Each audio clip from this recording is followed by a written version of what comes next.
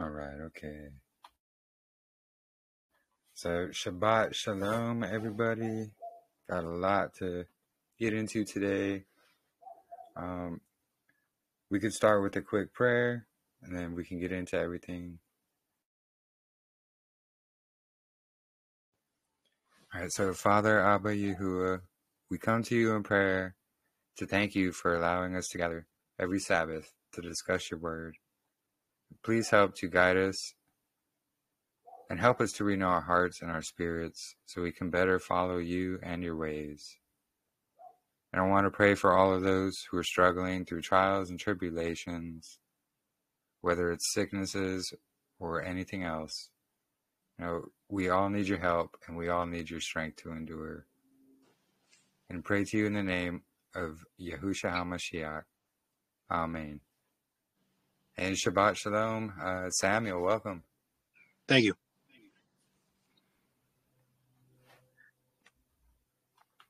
All right, so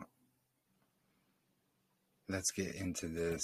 So, as usual, we'll start with discussing the calendar, go over it quickly. So, let me get to the page here on my computer. All right.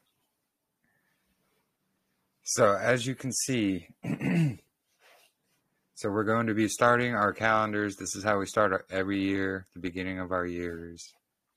It's going to be the equinox that's going to mark day 4 of Creation Week. This is going to be the beginning of the months, our heads of the months. So this is always going to land on day 4, and it's according to the Dead Sea Scrolls. We're going to get into, let me scroll up here. So we'll get into as to why and how and explain through scriptures, how we are beginning our year. Excuse me. So here in Genesis, this is going to be Genesis 1, and it's going to be 1 through 5 altogether. But first, we have Genesis 1, 1 through 2.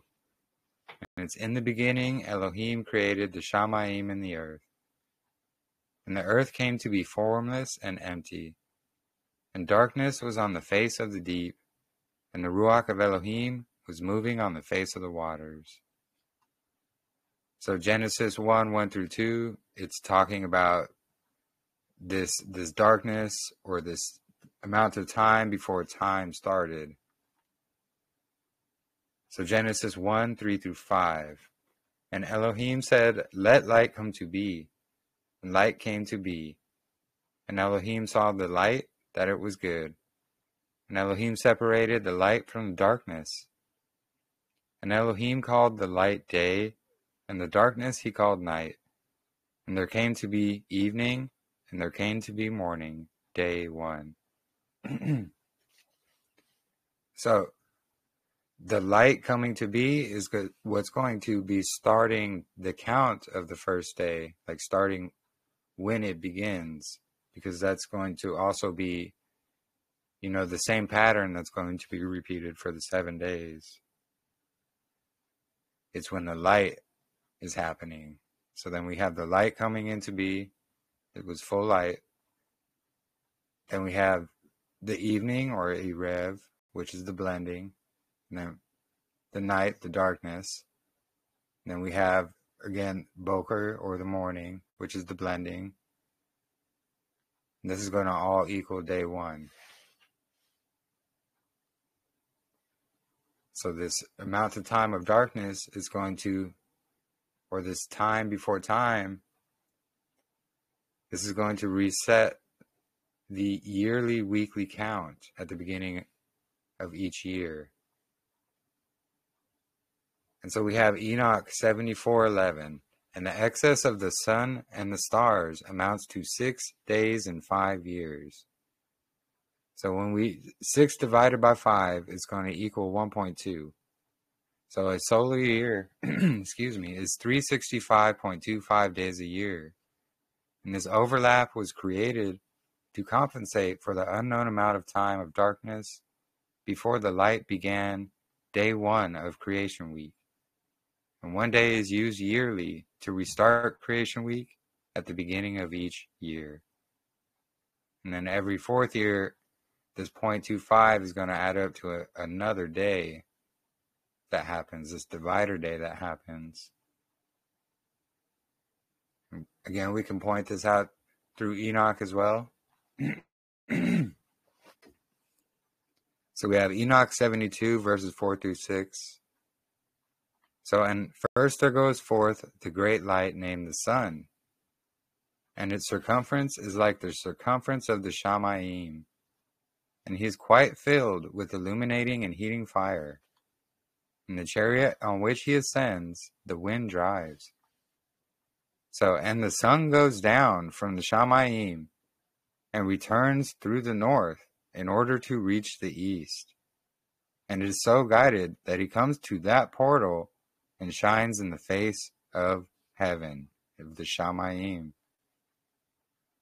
So what's happening here is, so the sun's going into this portal that's in heaven, and it's not numbered and it's not named, and it's shining in the face of heaven. And then in this way, he rises in the first month in the great portal, which is the fourth. So what he's talking about, in the same way he went into this portal in heaven, he's going in, rising in the first month in the fourth portal.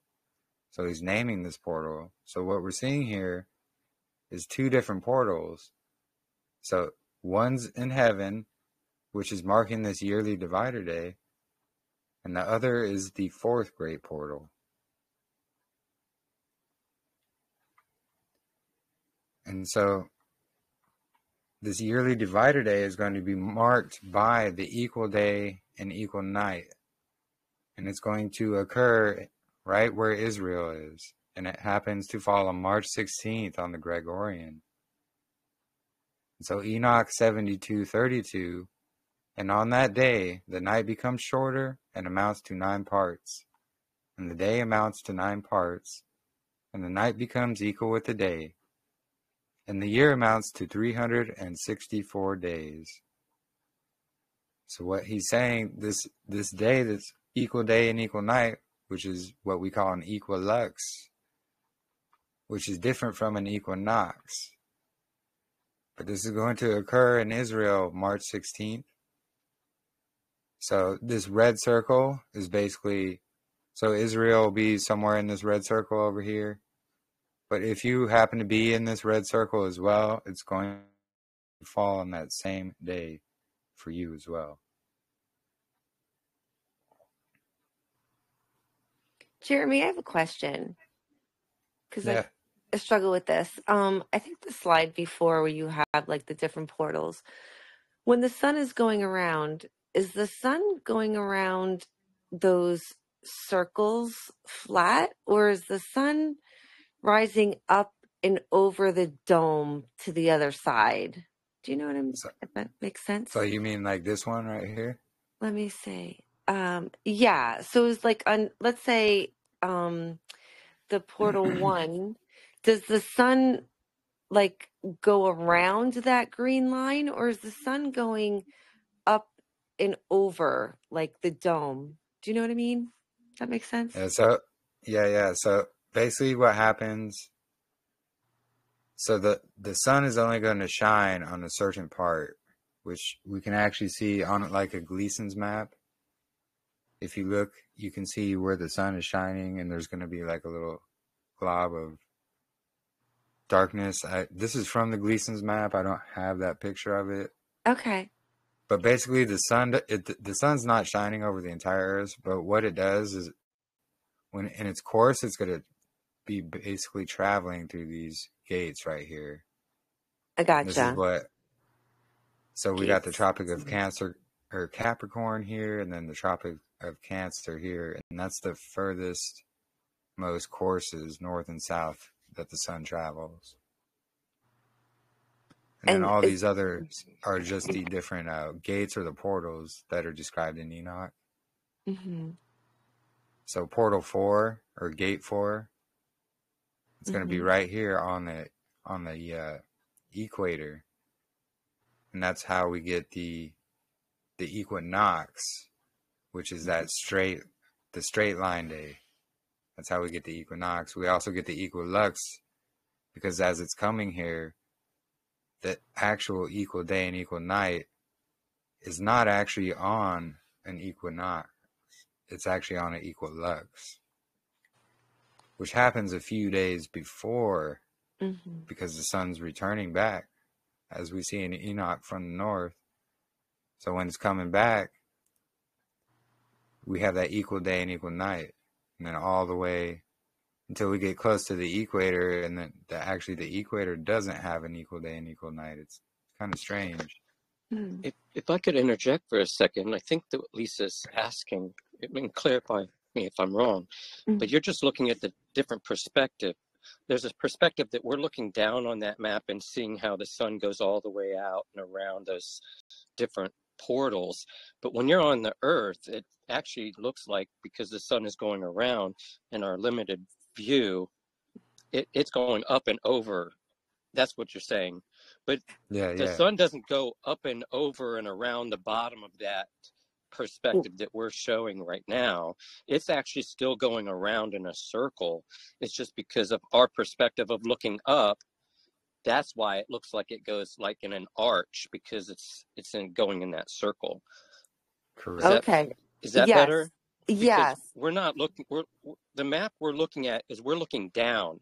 When you're on the Earth, you're looking up, and so the different perspective shows a different view of what the sun is doing. But because of that arch, you can see that it's actually going in a circle. The reason we see the arch is because of our limited view, and it goes out of our view, and it kind of, as it circles around, that's why you see the arch in our point of view on the Earth. Okay. Yes. Thank you. Yeah, correct. That's clarifying. But what my next question would be, and I'm sorry to stop you in the middle of your flow, Jeremy, when No it's saying worries. it rises in the east. So if it's going around the circle, not up and over the dome, we're looking down at this. So it's north, south, east, and west, right? Like it would be on a map. Yeah, And then, so when it's going through the portals 1 through 6 or 7, I don't remember what it was, it's taking a full, like, let's say it's in portal 1. It's taking a full year to circle around portal 1 or like through portal no, 1. Yeah, no. So it takes a full year to go from oh, portal one, 1 to this portal over here. So gotcha. there's a number because there's 7 portals as you can see, but there's Hmm. only 6 gates or portals. It's because the sun has, like it's describing here in Enoch 72, it's got Right. this So it, extra yeah. portal that it comes through and it shines in heaven. Then when it's coming back, so basically it's Okay. a year course to go. So it comes from here and then back is 1 year. Okay. So it's going out and back in. And so that's why when it's furthest out, like 1, I mean, I don't even know where we are. We're in, I see there, United States. Yeah, That would yeah, be like winter? No. Nope. yeah. Never It's mind. so yeah, yeah. So when it's in here in gate 1, it's gonna be our winter. So Hmm. about right now. Okay. Well, we're actually past that. It's coming close. So 2, right? Yeah. Yeah. Okay. All right. But it's Thank going to you. be, Yeah. yeah, it's going to be everybody's summer in the South and then vice versa. But It yeah, actually goes through the gates, 6 gates, twice for each one of them. So when it goes through one, it goes through one for a month and then another month. So because that's reversing the process when it's all the way in the south or north. I don't know which gate is. I think the 6th gate is in the yeah, yeah. south and the 1st gate is in the north, like you were saying. So we're coming out of really out of second and into the 3rd gate. And then when we come out of the 3rd gate, we'll be in the 4th gate, and that's the beginning of our spring. But the idea is that when it goes all the way south, it's actually in what I would think to be the 6th gate if you're counting from one in the center to 6 to the outer. I don't really see how you got it labeled, but it doesn't really matter how you have it Well, labeled, 1 in the center or 6 in the center. That doesn't matter. It stays in the first gate for 2 months and in the 6th gate for 2 months, and then as it transitions, it will go through each of those gates twice through the year. So in this fall it will be in gate 3, and then the spring will be in the winter for us, it'll be in gate 3. So it literally, each gate is pretty much a month. So there's yeah, 12 months, and that would mean it goes through each gate twice within 12-month period. Okay. correct. All right. I'm following. Okay. Thank you.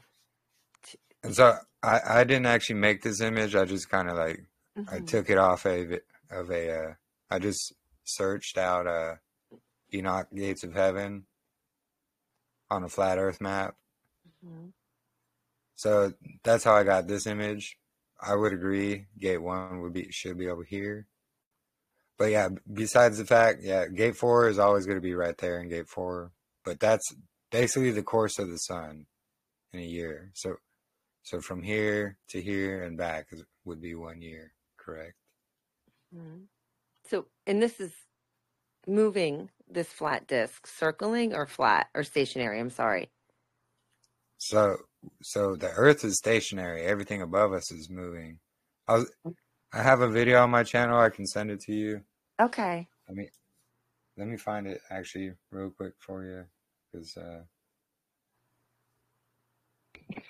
I would also suggest you look at the analemma, and there are some that yeah, have produced a great picture of the analemma, of where the gates going through the gates are labeled around the analemma, where the gates are at.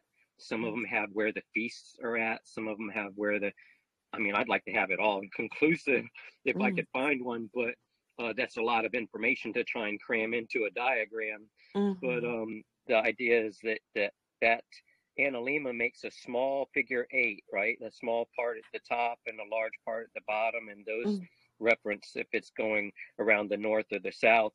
And NASA would actually agree and have put out that when they say we're going around the sun, that the sun changes its speed.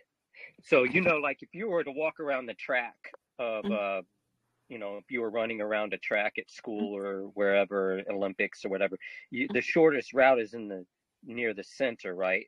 Mm-hmm. So what they're really trying to say is that as it goes out on the outside, the sun speeds up Oh, because it has to keep the same amount of time for us. gotcha.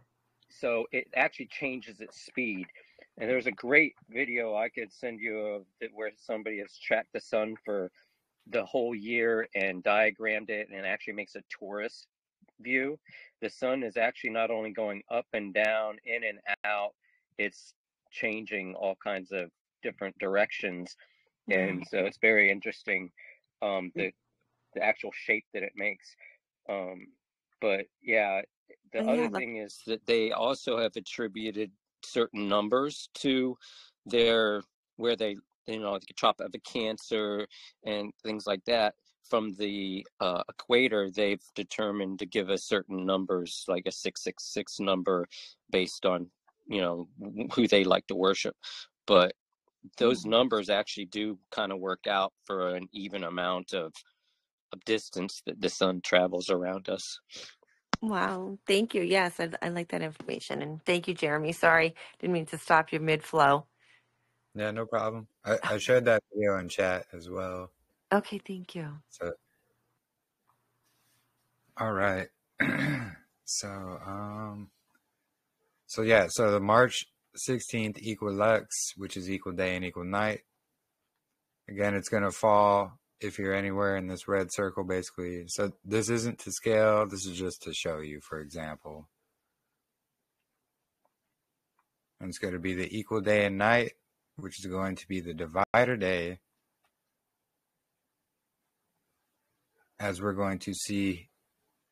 So over here would be the divider day, which is going to start our day 1 in the week, just as we saw above, because it's accounting for that amount of darkness, or that time before the marker for starting time became.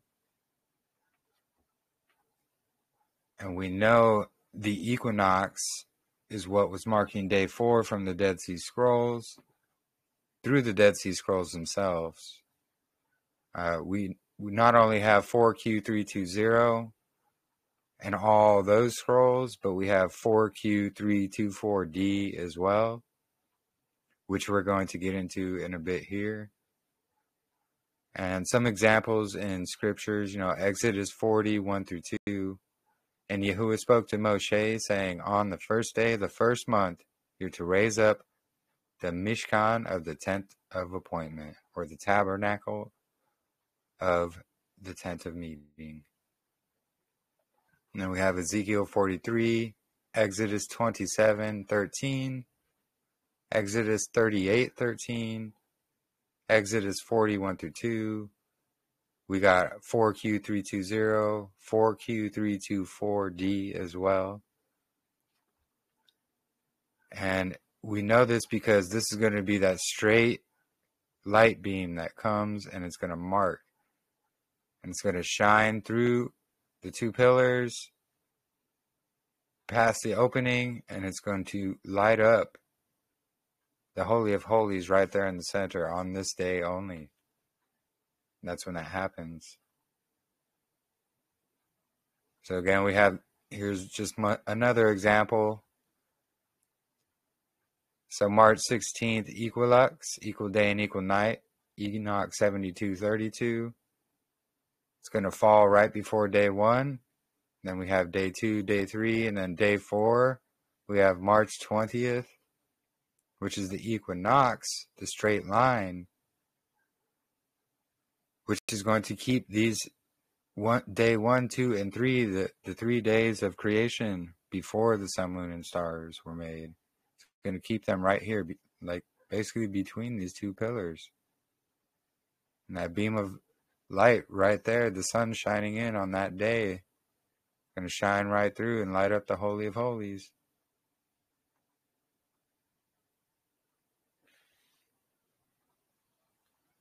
And so more scriptures we can go through. Jubilees 2:9. So, and Elohim appointed the sun to be a great sign on earth for days, for Sabbaths, for months, for festivals, for years, for Sabbaths of years, for jubilees, and for all seasons of the year. So we're seeing the sun's the great sign for the days, weeks, months, years, jubilees, and Sabbaths.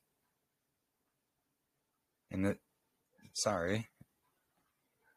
Jubilees 2, that same chapter, but verses 20 through 21. So we're going to see, it likes to scroll a lot, sorry.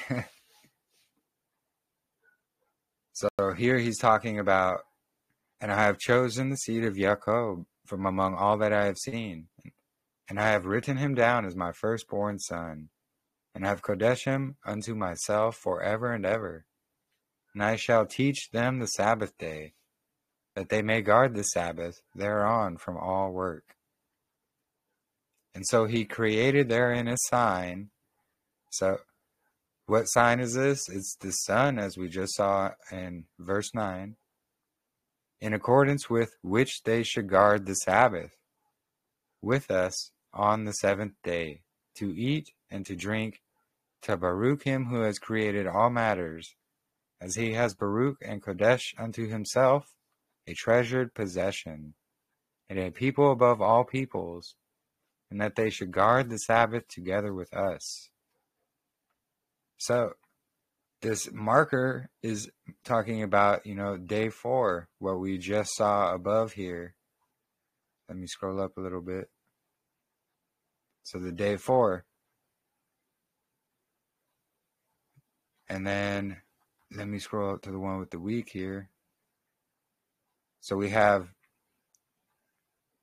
the straight line equinox marking day 4 always, which is going to be day 1 of the month.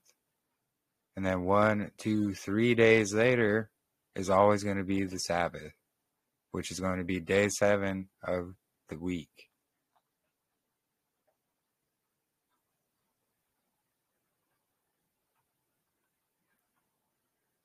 What else? So here I have an example of month 12.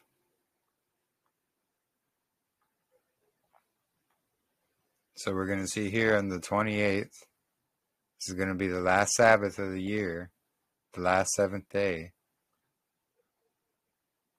Then we're going to have this divider day that comes in, the equilux. As you can see, the 16th. Then this is going to reset our weekly count. So it's a day, it's not counted, it's a 0 day. So you know how 0 is a number, but it's not counted. The same thing with this day here. It's a 0 day. So then we get 1, 2, 3, 4, 5, 6, 7 again. So day 4 is always going to be marked by the spring equinox. And so this is all, so we're actually going to go through this right now, but this can be found in 4Q324D. And so we see this is going to be column 5, which we'll go over here. I'll show you. But here, verse 9, so we see on the 28th in it is the Sabbath. And then after this, we have vacate right here, vacate. So this is what I am proposing is where the divider day is located, which we found something to actually strengthen that even more, which we will, let me get into that actually. So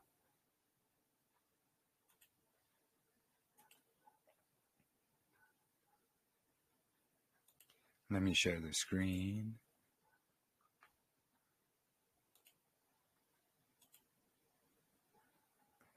All right, so here we have 4Q324D, this is column 5.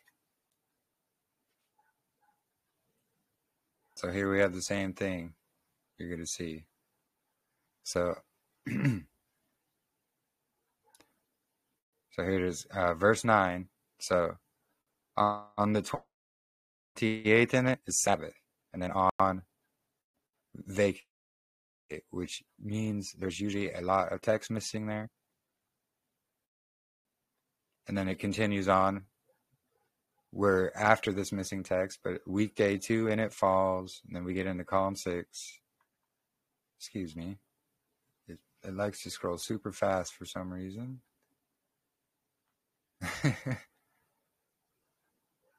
There we go. So the 30th day of the month, and then weekday 3 is additional. So here we see one of the 4 seasonal intercalational days that are going to be found in Enoch and Jubilees. But here we have this vacate. So let me show you this, what we have found. And I also want to show you some other things. You know, because we talked about last week how Guise of Hermes, he's literally a Jesuit. We went over all that. But I'll show you some deception he's got. Let me find it here.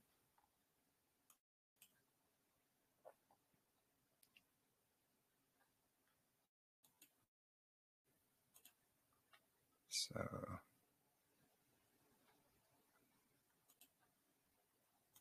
check this out. So this is going to be, it's called 4QMMT, and it's part of the Dead Sea Scrolls. And so this is going to actually be, this specific section here is 4Q394 is what it's called. And so this is going to be actually where we found the word vacate in the other scroll. This is actually what's located in that area. And again, this is fragmented out, but so we're going to see here is a Sabbath in it.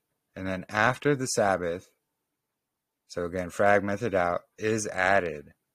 And then the year is complete in the 360, fragmented out, 364 days. Then the remainder of the line is blank in 4Q394. which is pretty remarkable because it goes exactly with what we just read in 4Q324D. So let me show you that again. Where's it at?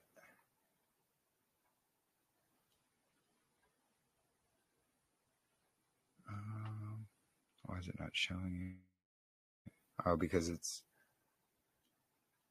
on this one. Oh, here. Well, let me show you this real quick. So before we leave this screen, so this is going to be from Garcia Martinez translation, and this is the exact spot in his translation it can be found. And then we're going to look at Giza's translation in the complete Dead Sea Scrolls. We're going to find a lot that's been added.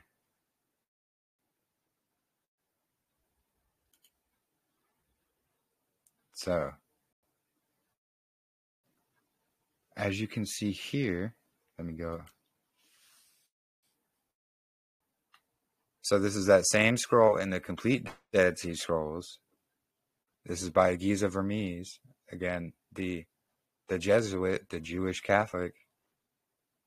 So we read that same thing, but here we have the 28th of it, of the 12th month, Sabbath.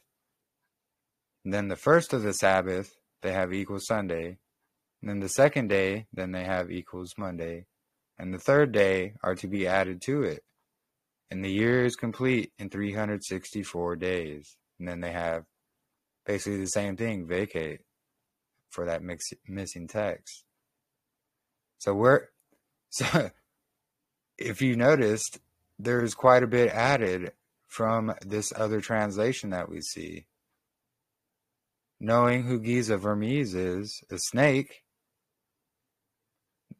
we could see all of this was clearly added.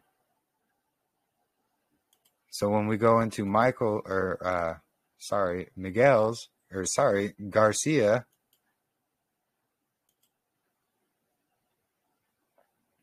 we can clearly see a lot of that has been added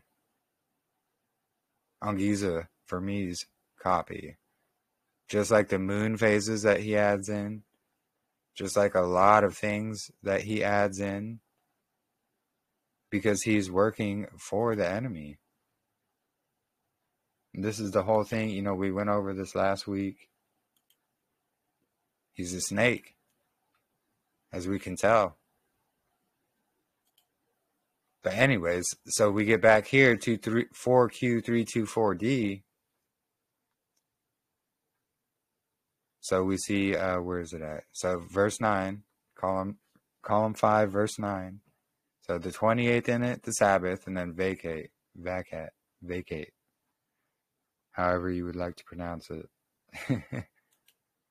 But that's exactly where vacate is there. That's what we have right here. So the Sabbath in it, after the Sabbath, is added.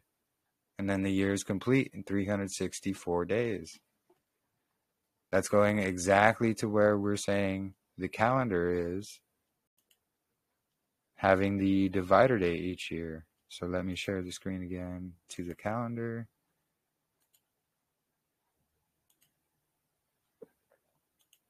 So here we go, the 12th month. We got the 28th being the last Sabbath of the year, just like both the scrolls say.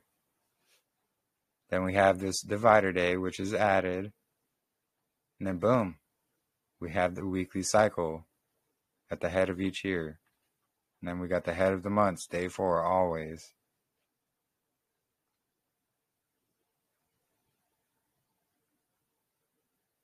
And let me show you some scriptures here.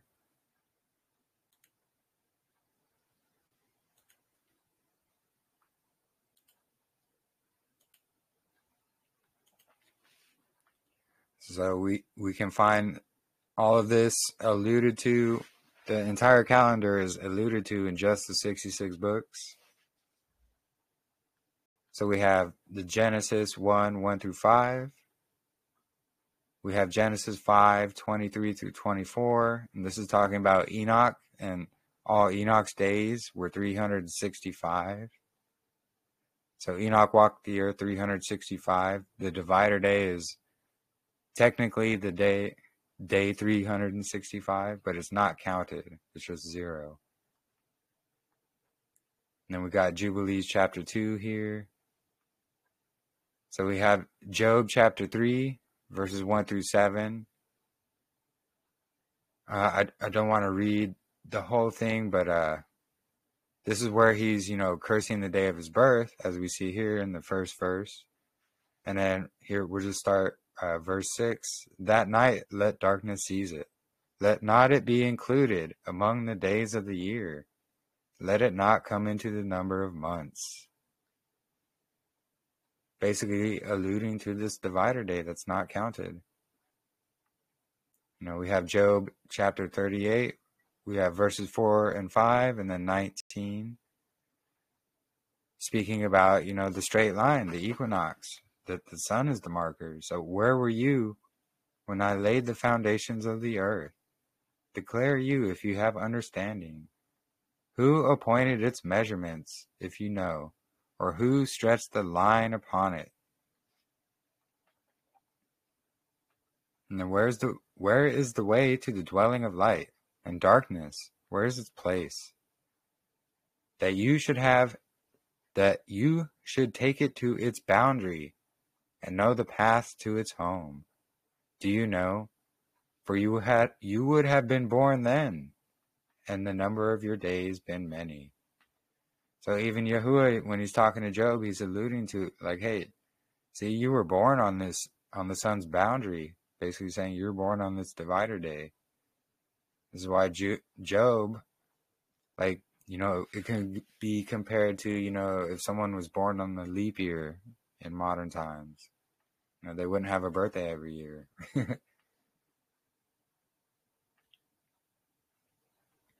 But then we have Psalm 19, 1 through 9. This is talking about the sun, moon, and stars are speaking, but they don't have a voice. They're the ones showing us the yearly markers. We have Ezekiel 43, 1 through 5. I'll just read verse 4 real quickly. So, and the esteem of Yahuwah came into the house by way of the gate facing east. And the Ruach took me up and brought me into the inner courtyard, and see, the esteem of Yahuwah filled the house. So again, we're talking about day 4 marking. That's when the sun is shining through, lighting up the Holy of Holies, just as Ezekiel is describing right here. And we got Enoch 72, 4 through 6, and we went over that as well. We have 4Q320. This is the one showing, day 4 of the week after the sun shines. We have Exodus 27:13. These are just going more into detail of what we kind of went over earlier, but it's talking about the east of the courtyard towards the sunrise. East towards the sunrise. The temple, just proof of the temple and the tabernacles tracking the equinox to mark day 4. Hey, Jeremy, can I jump in real quick? I was listening to something yesterday, and they were talking about how when Yahusha returns, he's supposed to come down on the Mount of Olives and go through the Golden Gate. And when I did a little bit of quick just study about where that gate was, it's actually on the eastern side of Jerusalem in the Old City. So it's very interesting that even Yahusha will be coming into an eastern gate as well. I thought that was pretty cool. Yeah. That's a good point too as well. Thanks for bringing that up. Yeah, it's true.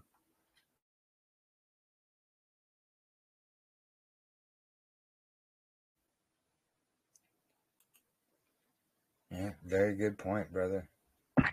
The very interesting thing about that video was that people from Islam have been putting their grave sites there because they believe that he can't be defiled by a grave or dead bodies or anything like that before he comes into the city.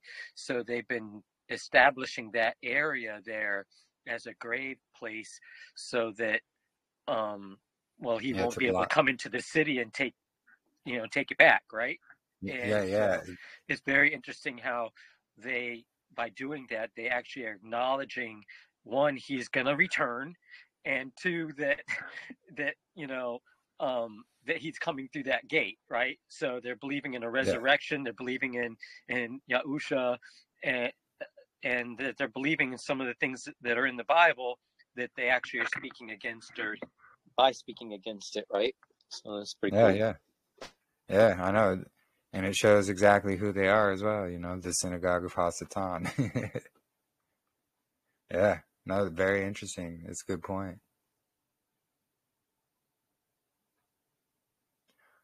All right, and then so here we're gonna have James. This is chapter 1, verse 16 through 17.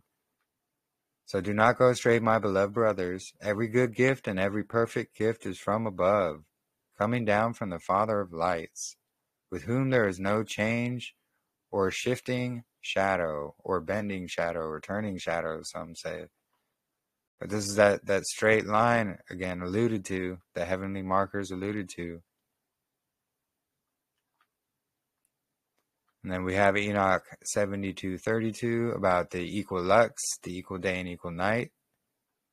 That's going to be bringing in the year and dividing the year, basically. Yahuwah works with divisions. He divides day from night. He divides the week by 7 days. He divides the months. He divides the seasons. So there's a division of years as well. And it's this divider day that happens because of this excess of the sun and stars, as we went into here in Enoch 74:11, which is where the 365.25 day solar cycle comes into play. It was created to compensate for that darkness before, the sun, or not the sun, but the light marked the starting of day 1.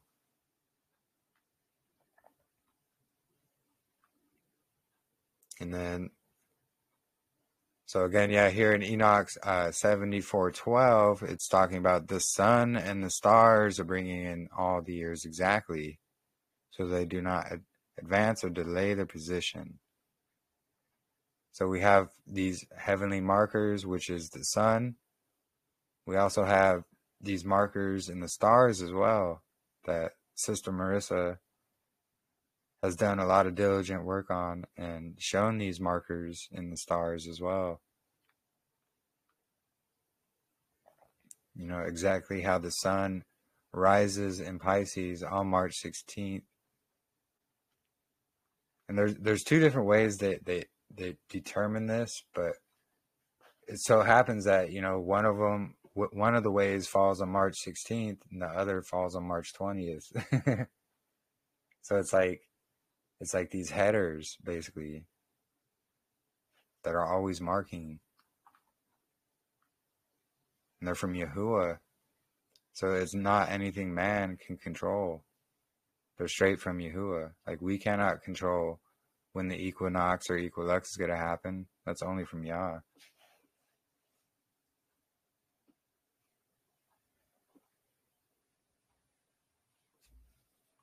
And then so we see again, this is just establishing, why things are created, or why our months start on the 4th day, why the equinox is important to mark the 4th day.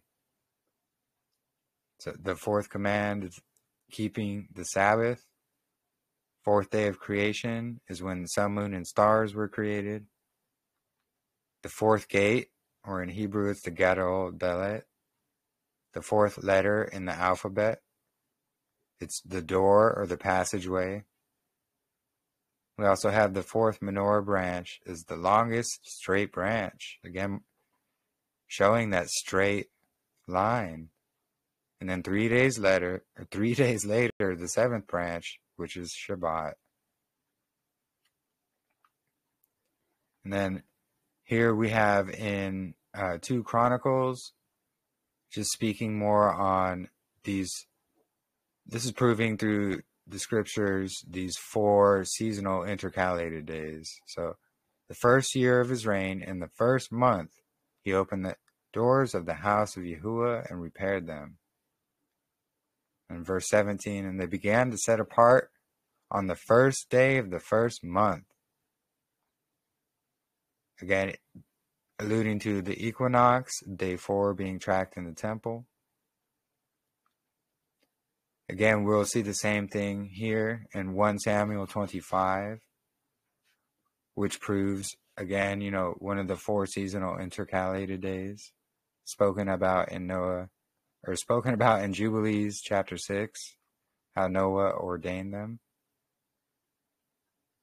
So we got, and David said to Jehonathan, see, tomorrow is the head of the month, and I ought to sit with the sovereign to eat. Let me go, and I shall hide in the field until that 3rd day at evening. Which this right here is actually proving what we just talked about, because the head of the month is going to be day 4, always on all 4 heads of the months for each season. And then the 3rd day after that is always going to be Sabbath, as we demonstrated earlier. I think I have more on this down here. So again, we have the verses in Exodus. We got Psalm 90, 12 through 15. Teach us to number our days. Let us bring to heart wisdom. Return, O Yahuwah, how long? And be sorry for your servants. Satisfy us in the morning with your kindness, and let us sing for joy for all our days. Give us joy according to the days you have afflicted us, and the years we have seen evil. So Yahuwah teaching us to number our days, basically the calendar. So here in Lamentations 2:6, this is where we're going to see the Sabbath day was forgotten.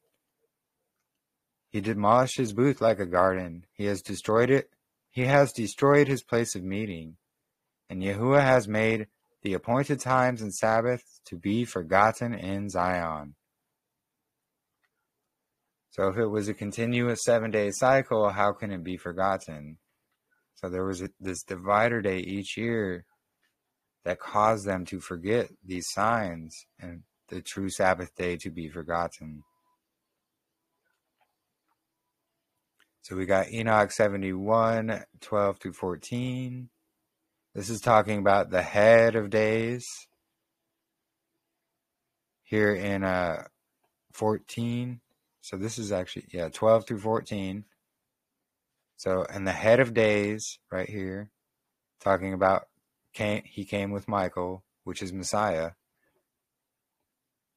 And this is the Ben of Adam, talking about Messiah, who is born unto righteousness, and righteousness abides over him, and righteousness of the head of days does not forsake him.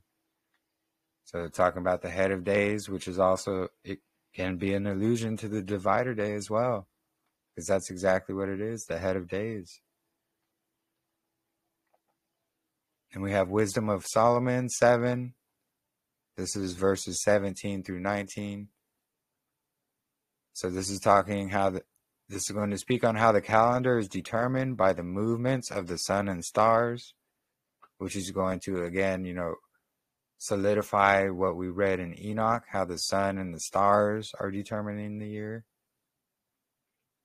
So for he has given me certain knowledge that of which exists, namely to know how the world was made, and the operation of the elements, the beginning, ending, and middle of the times, and the alterations of the turning of the sun, and the change of the seasons, and the circuits of the years, and the position of stars. So again, just like in Enoch, we're not seeing the moon here being included with determining a year. The moon is just a witness. It's not a determining factor. Here we have Jubilees 2, 1 through 3. So this is going to show on day 1, which we went over. Here, let me switch to it really quickly. So this is talking about day 1 here.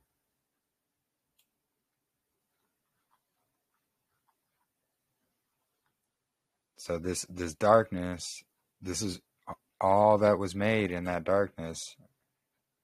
Not saying that it was completely dark, but it was dark here on earth. Like Yahuwah doesn't, he is light. The darkness was here on the earth before everything was made. So he created 7 great works on that first day. So he created basically all the angels. He created the seasons. He created light. He created all of these things in this right here before he assigned the light to mark the start of the days. So while yes, it is part of still the original day 1, this day 1 light starting is what's actually marking the beginning of day 1, the starting of the counting of day 1. I just find it pretty amazing. So again, here's where we're going to get back into 1 Samuel 25. So this is what we read earlier when David said, look, tomorrow is the head of the month. Now I'm supposed to dine with the king. Instead, let me go and hide in the field until the 3rd evening from now. So basically all translations are going to translate this right here as tomorrow's the new moon. This is incorrect. We went over this a couple of discussions ago, proving how Ha-Hodesh has nothing to do with new moon. Chodesh has nothing to do with moon. It's talking about these 4 seasonal intercalated days spoken about in Enoch and Jubilees, clearly spoken about in scriptures, but of course, lying pens of the scribes, they want to deceive you. So how do we know he's talking about these heads of the months? So here, 1 Samuel 21:6, this is after David. So this is all David, after David had done this. So when he comes back on this 3rd evening, it says, so the priest gave him the consecrated bread, since there was no bread there, but the bread of the presence, which had been removed from before Yahuwah and replaced with hot bread on the day it was taken away. So if we go to 1 Chronicles 9:32, where it gets into a bit more detail about this bread, and it's the bread of the presence that's in Leviticus. So 1 Chronicles 9:32. So some of the Kohanite relatives were responsible for preparing the rows of showbread every Sabbath. So as we see, they had rows of showbread prepared every Sabbath. So what they would do is when the showbread was cold, they replaced it with the hot bread, which is why we see here in 1 Samuel 21:6, it was the bread that was removed from the presence and replaced with the hot bread. So what David did when he came in and he asked for this bread and he ate this bread, it was the cold bread that had already been sitting there and was replaced. But this is also proving right here, 1 Samuel 25, this 3rd day, this 3rd evening, it was the Sabbath.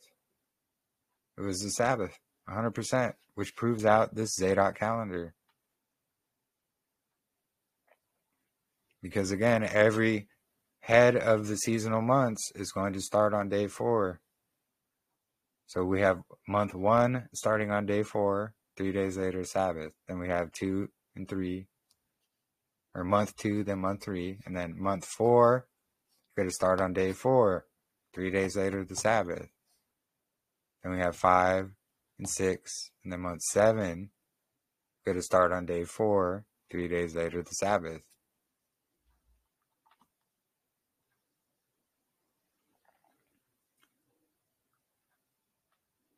Just so amazing, all these corresponding verses in the scriptures, that they only, solidify this evidence and what the true calendar is and who kept the true calendar.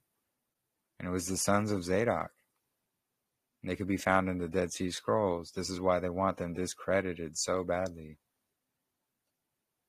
So here's what we went over earlier, 4Q324D, on the 28th, and it's Sabbath. And then we have that missing text, and then it continues on weekday 2, and it falls the 30th day of the month. Then weekday 3 is additional.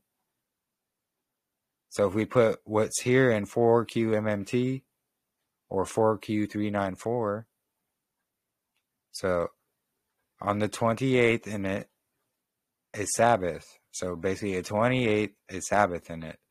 Then after the Sabbath, the day is added. So of course that's fragmented out here, but I believe this is going to be talking about this added day, this divider day. Because as we can see up here, the weekday 3 is additional. This is talking about one of the 4 seasonal intercalated days. Right here, 4Q394 talking about the same thing. After the Sabbath is added, and the year is complete in 364 days. So we're going to scroll down. Here's the Qumran sundial that kept track of the equinox and the equilux. Here's just more examples of, Solomon's temple, that narrow gate, the sun shining through it on the equinox. This was one of Marissa's pictures I saved, March 16th, the equilux in Jerusalem, one of the star markers. I know there were some others she shared with Pisces, the sun rising with Pisces and everything. I don't think I have them downloaded here, unfortunately. But again, here we go to month 12. You see that last Sabbath of the year, and then after it is added, day 0.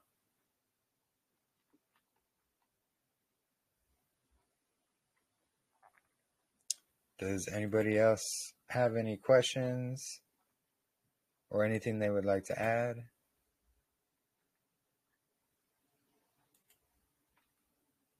If not, there's actually a lot of stuff I want to jump into as well. So, here, let me share the screen. Is it sharing?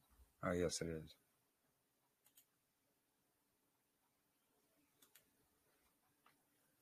Okay, so, actually really quick before I get into this. So I know someone had asked prior about, because there's a doctrine going around on whether or not we should keep the festival days and so forth. I wanted to just briefly go over this really quickly. The man that pushes that is a false teacher. He basically sits around on his live streams in a bathrobe, cussing and yelling how we shouldn't observe the festivals because we're not in Jerusalem. Which, it's in the commandments themselves to observe these festivals. They're in Deuteronomy and Leviticus with specific ways to do them. What's not specific is saying that we should only do them in Jerusalem. It never says that. That's what this man has come up with, but I wanted to share this because, this brother has a really great video explaining, just solidifying more why we absolutely should be keeping them. It's a really quick 5-minute video. Let me share it.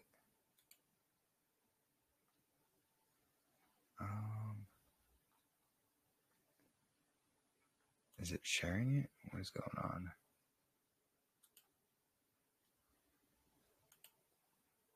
Can you guys see the video screen? For some reason, it's not. What's that? Oh, I was just saying yes. Okay. No, for some reason, it's not showing it on my screen here that I'm sharing. But you guys can see it though, right? As long as you can see it, that's what matters. All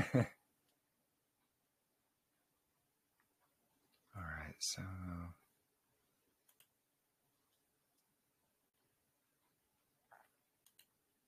okay, let me play it here.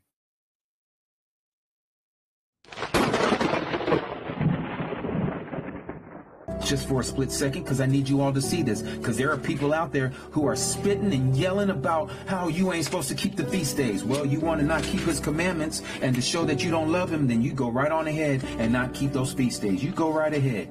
Keep listening to man and see what happens to you when they can't show you anywhere in scripture that you are not supposed to keep the feast days because you are in the land of your captivity. No, this is why you're to keep it, so that you can bring upon the Baruch, Christians, that means blessing, upon yourself by keeping his word. Notice what he told this woman at the well.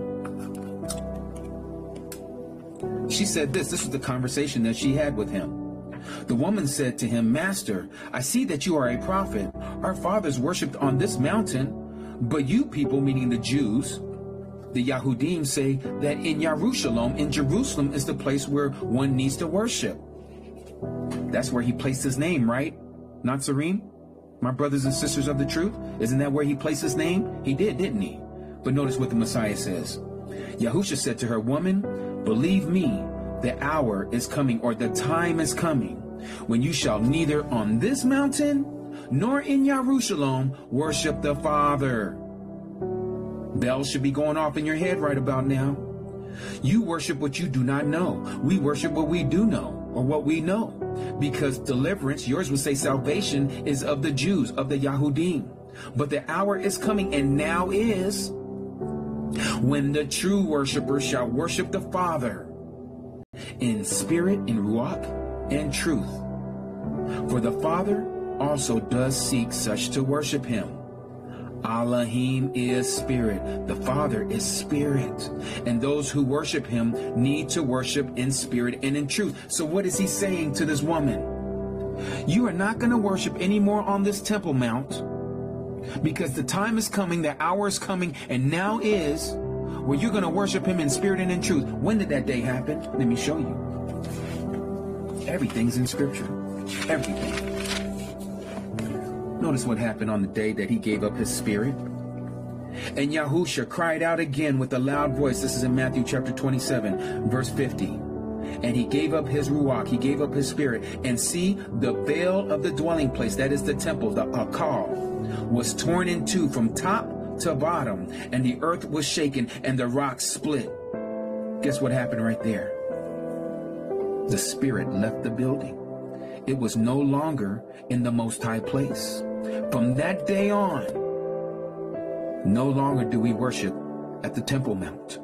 We all worship where we're at, no matter where you are at, because the Messiah already foreknew what was going to happen in the future, that we will be scattered to the four corners of the earth, and there will be Gentiles that will come in along with the Yahudim, along with the children of Yasharal, and wherever you're at in your captivity, that you will come back to the remembrance of the commandments of the Torah, and you will do them as we were instructed. And that's why we have been dispersed to begin with, because of disobedience. So now what do? Now we obey. Through obedience, we keep these feast days, we keep these high days, we keep the Day of Atonement, we do it where we're at, we keep the Day of Sukkot, or the Feast of Sukkot, by dwelling in tents for 7 days. We do all of these things in our captivity.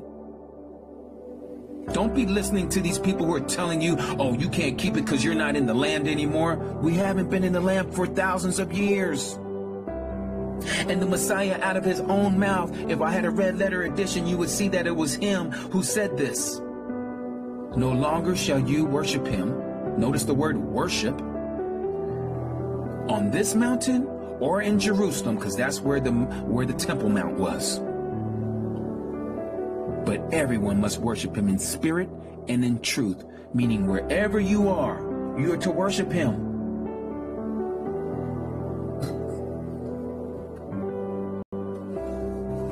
So you want to keep following man, keep on following man, and they'll lead you wrong every time. Do not put your trust in man. They will lead you astray every single time. Put your trust in Yahuwah. Put your trust in Yahuwah, the Creator, the self-existing one. That's who Yahuwah is. That's what his name means. I am the self-existent. He's the one, not Lord, which is bow.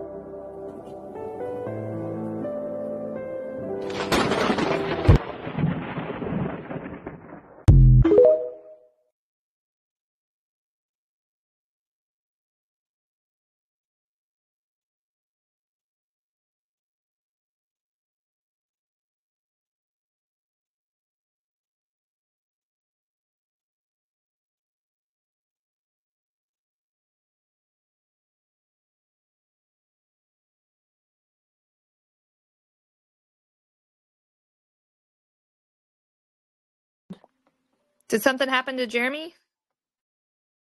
Yeah, can you guys hear me? Sorry, for some reason it froze up on my computer. Were you guys able to see that video? Yes.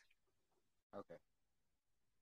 Give me just a moment. Let me rejoin again on the computer.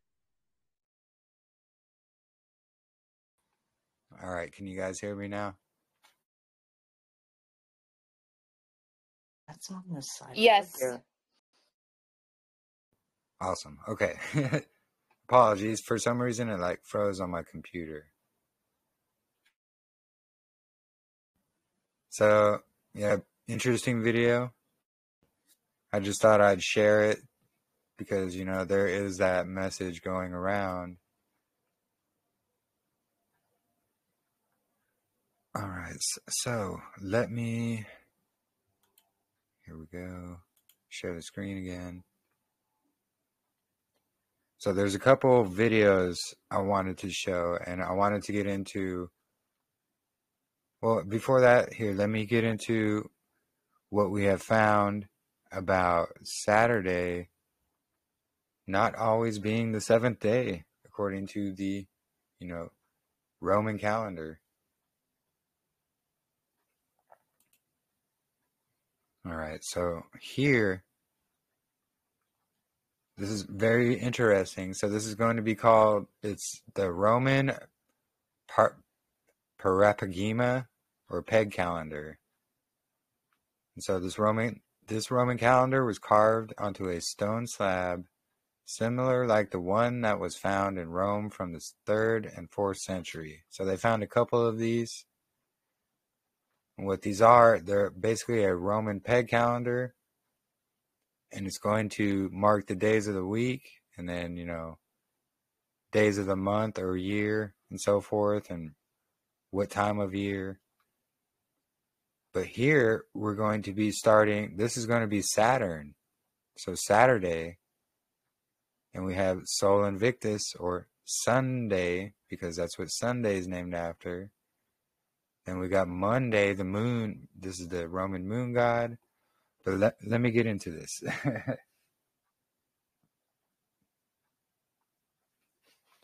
So the Parapagama which is based on observations of the astronomers in ancient times. So we'll come here. So in the upper row, you see the days of the week and a wooden peg to mark the current day. The days of the week are symbolized by the 7 Roman deities after whom the planets known at the time and visible to the unaided eye were named.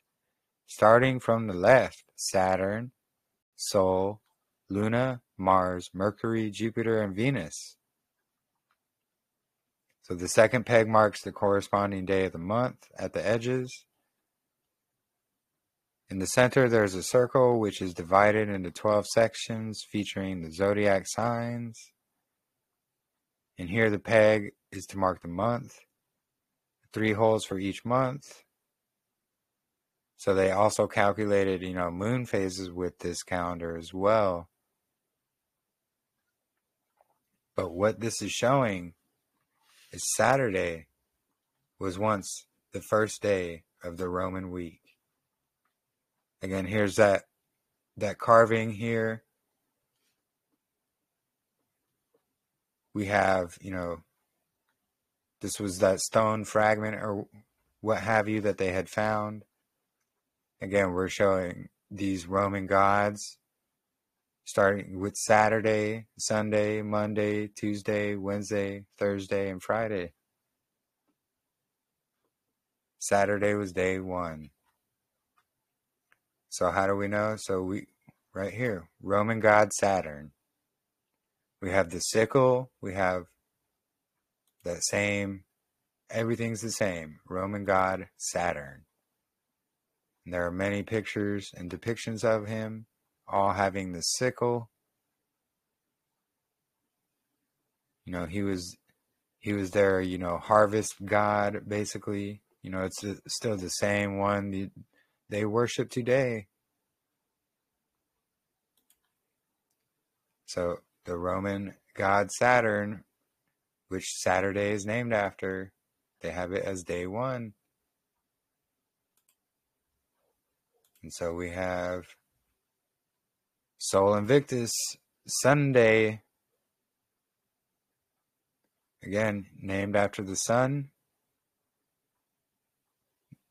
Again, we see the correlation right here.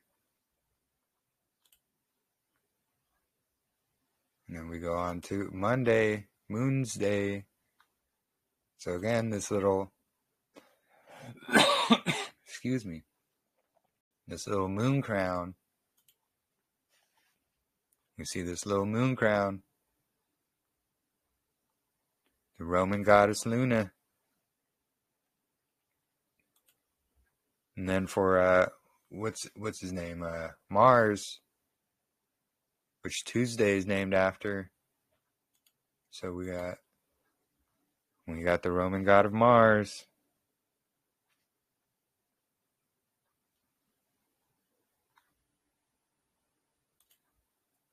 Then we have Mercury with his little wing head. That's what we got here. Mercury with his wing head. Wednesday.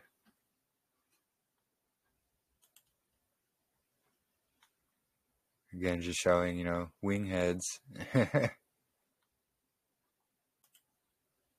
then we have Jupiter here. So we have showing Jupiter, showing it's Jupiter. Then we got Venus,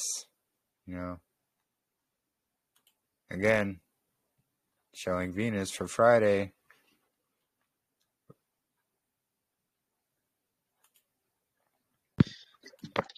Can you go back to Jupiter for a second? What day was you saying Jupiter was on?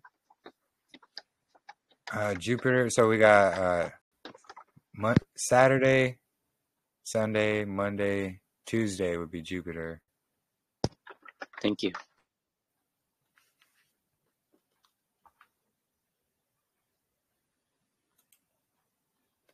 And so here's just some more. Let me actually put this link in the chat so you guys can follow along. But this is some historical information as well about this calendar here.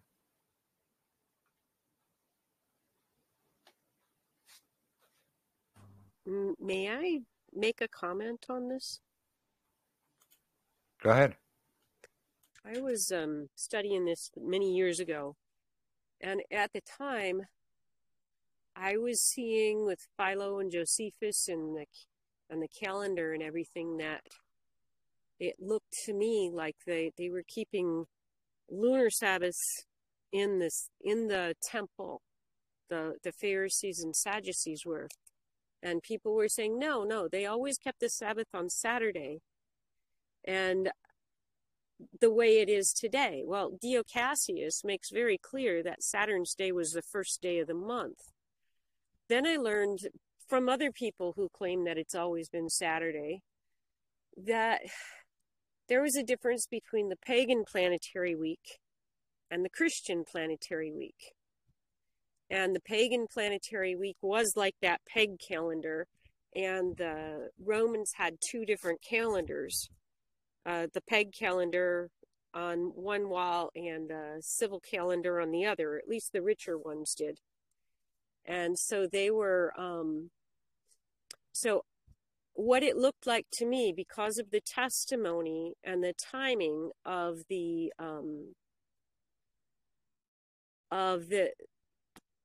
Sabbaths, always the 9th of Av and all that, and when the temple was destroyed each time, and it looked like the 8th of the month was lunar Sabbath and the 9th of the month was would have been how do I explain it? The way that they coincided was the Jews kept the lunar, just the sanctuary, just the false ones kept the lunar, because it looks like there was two calendars and they went into a lunar. And the Romans, with their months started at the same time on the peg calendar. That's why they went back and said Saturn's Day, but they had no civil calendar with those days. And it just got real fascinating. And I would like to go back. Go ahead. Oh yeah, I was just gonna say I'm actually gonna get into all that. Yeah, there were several calendars in use at that time, and yeah, the Pharisees and the synagogue of Hasatan, I believe they were following that floating lunar Sabbath calendar. Right. They also so I proved that one out years ago, but I didn't know about this. So now I'm learning about this. Yeah, and Zadok calendar was one of the calendars in play at that time, and that's the one Messiah and all of them were following.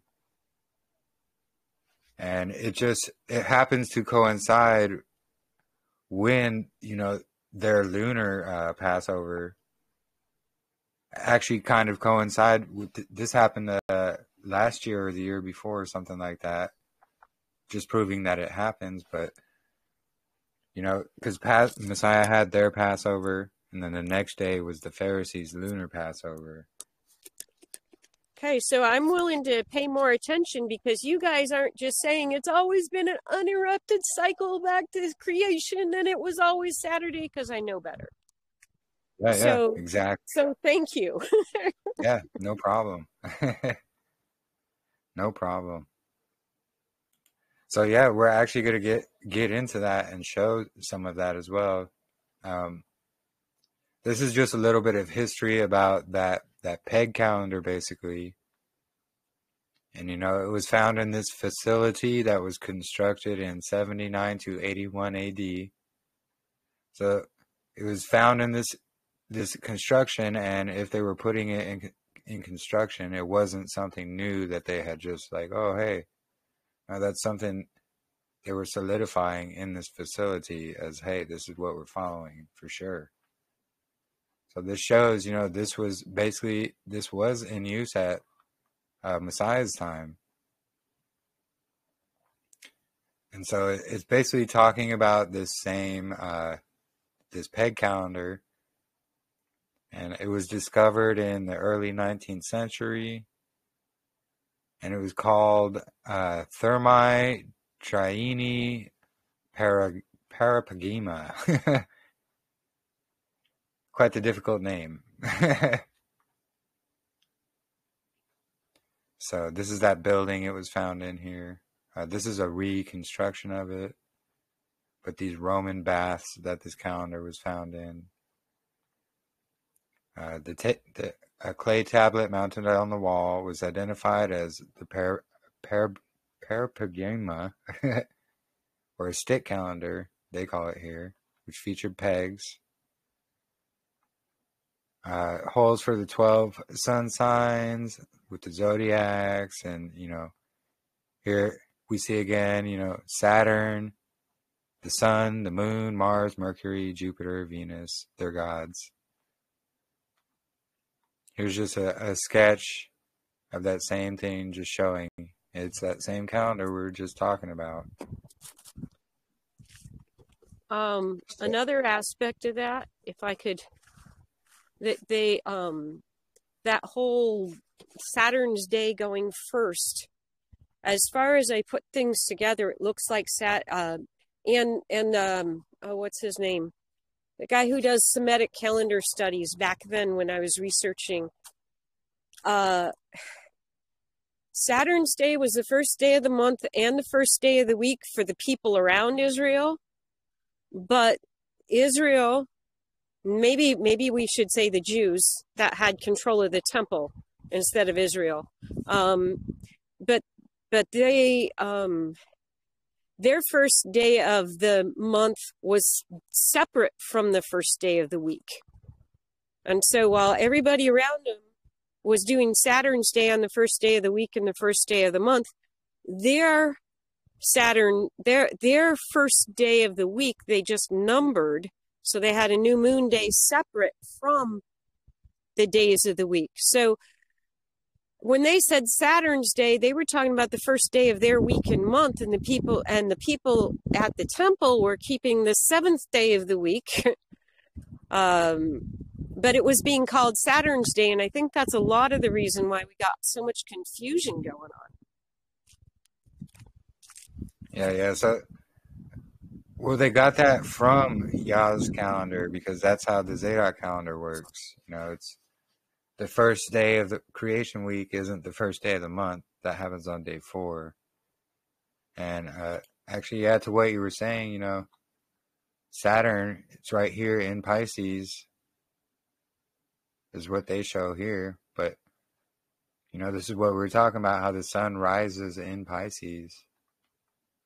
So they named this day after Saturn, and here we could see the same Saturn's day, and then we got Sunday for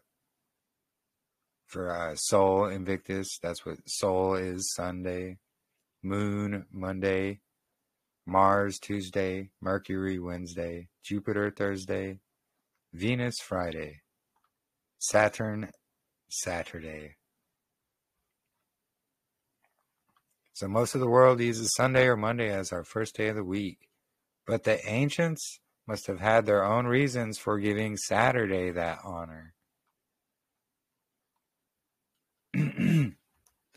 So this is again showing, Saturday was day 1 of a Roman week back then, proving Saturday, modern day Saturday, is not the preserved Sabbath day of Yahuwah.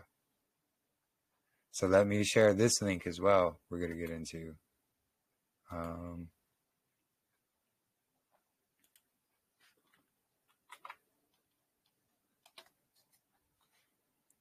So this site is actually from Floating Moon Sabbath followers. I don't support that calendar at all, clearly. But they do have a lot of good information on, what we were just talking about.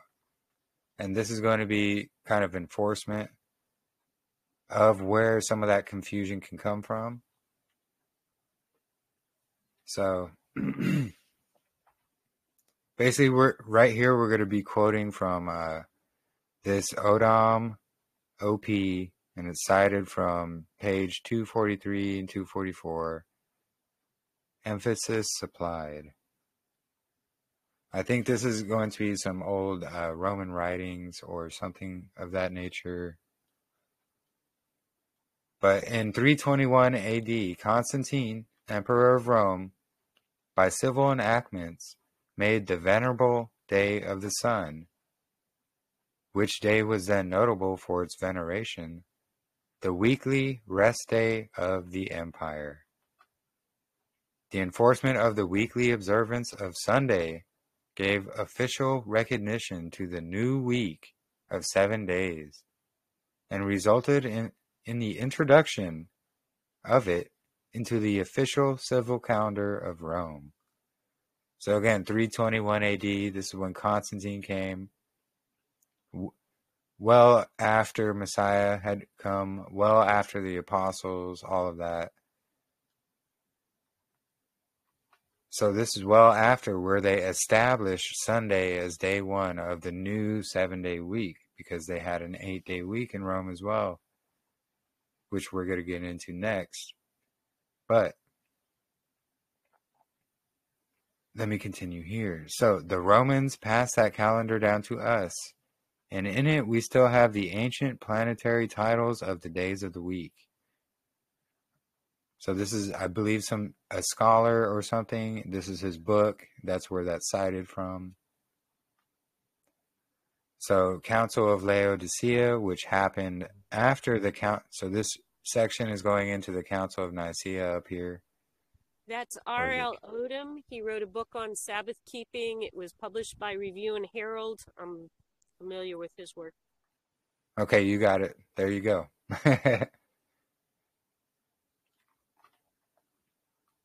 So this is going to be describing, 40 years after the Council of Nicaea, we have the Council of Laodicea. So in 363 to 364 AD, under the rulership of Julian, the last Constantinian emperor, the Council of Laodicea convened. The popularized version of Canon 29 from the Council of Laodicea is central to the Sabbatarian doctrine. Unrecognized by most, this canon has been falsely translated, perpetuating Sunday sacredness as the first day and Saturday as the seventh day of the biblical week sequence. So not only is this when, biblical canon was established for the New Testament, we already went over how the Old Testament canon was established by Rabbi Akiba and his buddies. But this is when New Testament canon was established and books removed.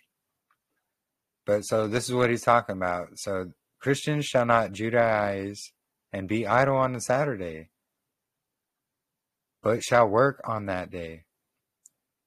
But the Lord's day, Sunday, they shall especially honor, and as being Christians, shall, if possible, do no work on that day. If, however, they are found Judaizing, they shall be shut out from Christ. So this is Council of Laodicea, Canon 29. But we'll see Saturday is actually read here. And why? This is going to be a mistranslation, actually, which is very fascinating. So, 2 important points can be drawn from this ancient quote from the Council of Laodicea. So Sunday of the new Roman solar calendar is here introduced as the Lord's Day. This connection is never made in Scripture or prior to 321 AD for 2 reasons.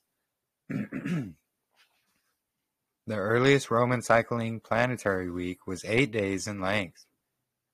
And then later, when the 8-day cycling week was first modified prior to Constantine in 321, the order of its days were changed. But until then, Saturday was the first day of the week, and Sunday was the second. As shown below, it was only after that date that Sunday became day 1 and Saturday day 7. So this is why I wanted to go over that peg calendar first, because, they show an example of it right here in this article. Again, we see Saturday, Sunday, Monday, Tuesday, Wednesday, Thursday, and Friday. Again, these Roman gods representing what days of the week it was. So there's a translation error as highlighted in the red above. So we're right here where it's talking about Saturday. It's not actually what it says there. So it has been consistently ignored by translators and theologians alike for nearly 1,700 years. Whether intentional or unintentional, it has served as a convenient lie, helping cement Sunday as the first day of their continuous weekly cycle invention, and Saturday as the 7th day of that same week. Then when the Jews, under pressure from the Romans, ultimately adopted Saturday as their 7th day Sabbath, the deception was complete. Right there. So again, this is the harlot riding the beast. The harlot, who are they? These ones who claim they are Yehudim but are not. The ones claiming to be Yah's chosen people when they are not. These harlot people, the beast is Rome. They've been riding Rome ever since. They followed Roman. They took their Roman Saturday because they were observing a lunar floating Sabbath, Babylonian Sabbath day. And that happened and started because of the Seleucid Empire takeover, when they murdered the true Zadok priests and set in their own usurped priests that would adopt their Babylonian calendar that they had. The usurpation of the temple. That's why the sons of Zadok, they ended up right there in Qumran. They ended up in Egypt as well. So all the world perceived that the Roman solar calendar with its Saturday as the 7th day is one and the same as the one ordained at creation and recorded in Scripture. Yet to the discerning mind, it's all smoke and mirrors. So the following expose may shock many who have trusted the English translation of Canon 29, so what we read above. But according to Carl J. von Hefele, a Catholic bishop and scholar, in his book, History of the Councils of Church from the Original Documents. So actually, the interesting part is Katrina shared a video about a couple of gentlemen talking about this very thing this morning. But this Catholic bishop basically had access to, what's in the Vatican there, all the books. So what he did, he went to the original document of this Canon 29 that was quoted above, that everyone likes to quote, that says Saturday was replaced by Sunday. So let me continue. So in his book, History of the Council of the Church from the Original Documents, reveals that the word Saturday, Dies Saturni, does not exist, either in this Greek or Latin text. Instead, the word Saturday was supplied in the English translation to replace the word Sabbato. We all know what this means, Sabbath, which describes the ancient Hebrew Saturday. So they're going to put lunar. Lunar was not Hebrew. Lunar is Babylonian. But that's what it replaced. So again, he says, don't believe me, but do your due diligence and check this out for yourself. Here's the original Latin text. So this is Canon 29 from the Latin. What we read up here from the Council of Laodicea. So Christians shouldn't Judaize on the Sabbath. But then, so this is basically the Greek version of this up here. Where are we at? Right here. Christians shall not Judaize and be idle on Saturday.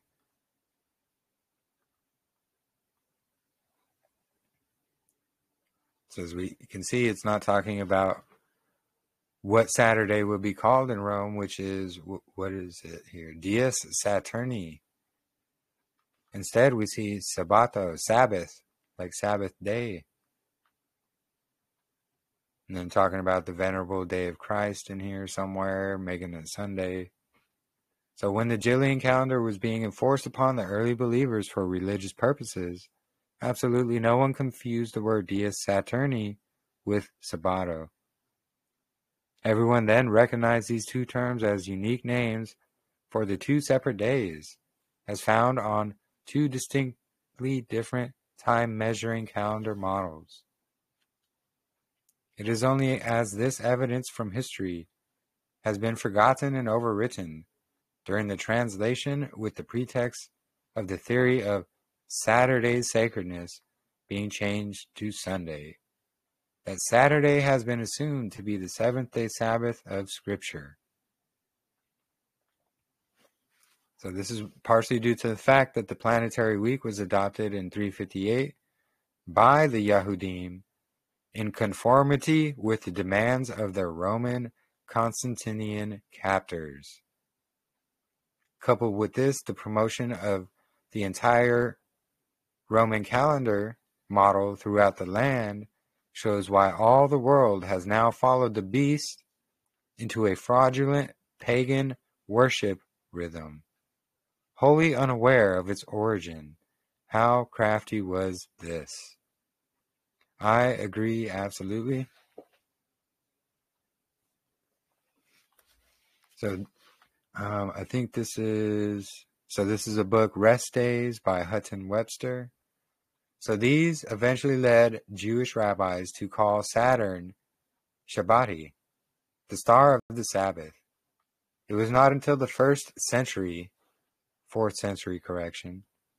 of our era, when the planetary week had become an established institution, that the Jewish Sabbath seems always to have corresponded to Saturn's day. And again, this is going to be, let me scroll down again from the Odom book, as mentioned above. So this planetary week was paganism's counterfeit of the true biblical week, instituted by the Creator in the beginning of Earth's history. And I'm going to add, kept by the sons of Zadok, held in Qumran. So in the counterfeit week employed in ancient paganism, the venerable day of the sun was esteemed by the heathen above the other 6 days, because it was regarded as sacred to the sun, the chief of the planetary deities, just as the true Sabbath is inseparably linked with the biblical week. Yeah, absolutely. So the false Sabbath of pagan origin needed a weekly cycle. Thus we have found that the planetary week of paganism is Sunday's twin sister, and that the two counterfeit institutions were linked together. And this is where Constantine implied Dies Solis as Sunday.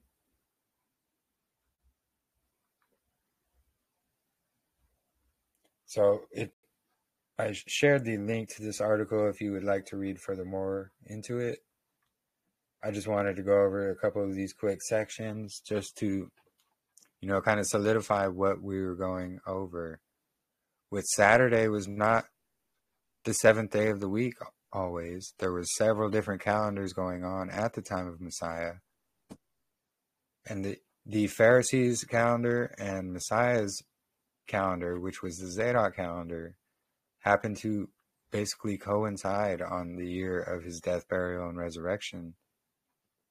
As we see, in scriptures, they were preparing the Passover and ate the Passover. Then the next day was the Jews' Passover.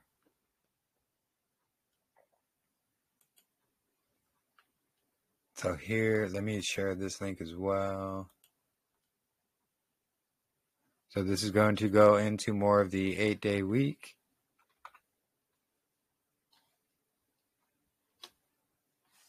Now, are those all written from the perspective of restoring the lunar calendation?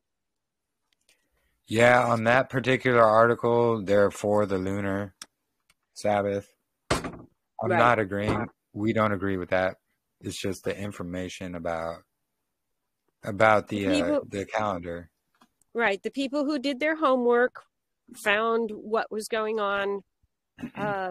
Not the Zadok Qumran. They found what was going on in the temple, which position I was in for a long time. So, and now I'm studying, and I appreciate Jennifer and Miranda and them being very kind to me, even though when they met me, I was not seeing things, and I wasn't even, every time I looked at it, it's like, well, no, I'm not going to worship Saturn. Yeah. Because, because anyway, but I wasn't like seeing them that way or treating them like they were doing that. It's just that I had read enough of the Dead Sea Scrolls where I was telling them, well, look, it's like this. If you're going to do that calendar, if you're convinced that's right, you don't like skip a few days and start it on a Wednesday, because the Father doesn't want us on the pagan calendars. So that's where it was in my mind, Yeah, so exactly. I appreciate this for sure. Good, I'm glad. So close, but yet so far. And that's why, this coming to this calendar helped me realize that, honestly, the lunar Sabbatarians weren't far off. Yeah. They actually got it from Yah's calendar, the true calendar. It's just they do it every month, which, Well, there's historically, that's all we were aware of. Yeah. And now I'm having to look at this through the eyes of things that I learned, which is why I couldn't, our Father, he's going to have it so that people accidentally honor the pagan planetary week every year. And you have to do the calendar that way. And the pagan planetary week wasn't even the same as the Christian planetary week during the time of our stuff. I just didn't see that working. So he held his hand over me, and I'm getting to learn. Thank you all for your patience with me. All praise to the Most High.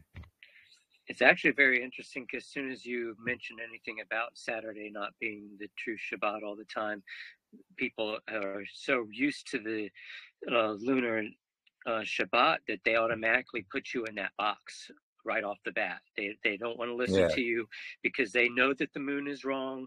So they hear you say that about Saturday, they put you in that box, and then they shut you down. They don't want to listen to what you really have to say because they think that you're a lunar Sabbatarian, and they won't hear anything else until Yah puts their hand on them, right? Yeah, and it's really sad because there's that attitude of we're right and you're wrong and you're going to burn in hell if you don't see it the way we do. But it's not like there's not people of that persuasion in every kind of way of seeing things. But still, a lot of us, we have somebody beating us up enough. We just don't really want to go into what they believe that makes them act that way. And it's backwards. They act that way and then they get this belief. But anyway, life gets really interesting that way. Yeah, exactly. And, I was there too. I used to think Saturday was it. But, when you actually research deeper into things, and then, it was the Zadok calendar that really, it's enforced all throughout Scripture. Like, you can see it all throughout Scriptures. And actually, I don't know if you've read the different PDFs I had put together, sister, but I did one about the Zadok history of the calendar. And it basically goes into the usurpation of the priesthood and the temple and what happened. And May I get with you later on that and give you my email address, because this is not working. I'm trying to do it on my phone with Telegram. It's just not working. Yeah. Okay, good. Just Thank you. Send me your email. I could send it to you through your email. All right. Appreciate that. Yeah. So this is going to be proof, the Romans, they had their 8-day week. This is, of course, going to be shown by these different letters of the alphabet that they had here. But basically, the ancient Romans, they used to have an 8-day week in the olden days, as it says. But it's interesting to note the Romans had a 70-day week in principle, but the 8th day was considered unique. The first 7 days were full-time, while the 8th was called Nundium. This day had been set aside for active trade and political activity. This was the day of all Roman trade fairs and the day of public meetings, which took place on the Nundines. So this is their 8th day of the week that they had. So more interesting is the fact the Romans themselves thought their week to be 9 days long, since it was numbered from Nundine to Nundine, so from the beginning of the week. In other words, each Nundine marked the beginning of a new week and the conclusion of a previous one.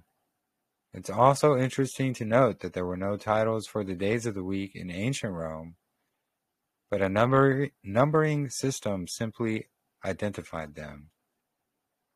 So more pictures of their entire calendar year in Rome.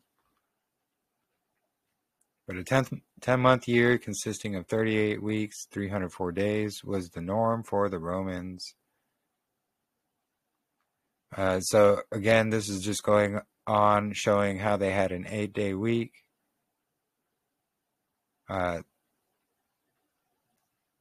They reformed their calendar several times here and there, as we can see, because they were responsible for the 12-month calendar that came to be as well. So days of the week were given verbal names for the first time under Pompilius, and they were dedicated to the gods. So as we read before, Monday was Dies Lunae, day of the moon. Tuesday, Dies Martis, day of Mars. Wednesday, Mercury. Thursday, Jupiter. Friday, Venus. Saturday, Saturn. Sunday, Dies Solis, for the sun. So again, going back to this calendar showing Saturn's day was day 1 of their Roman week.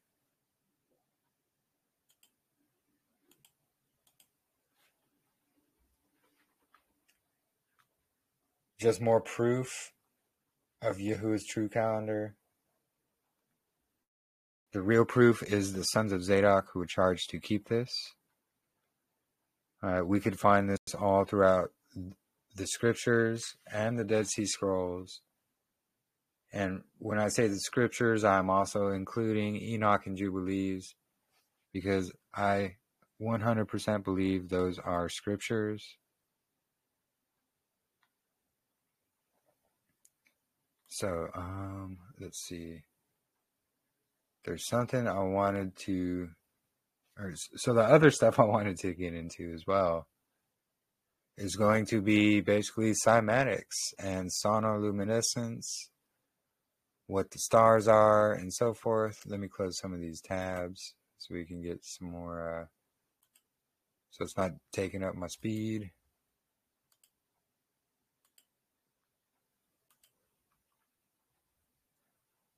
So this video here,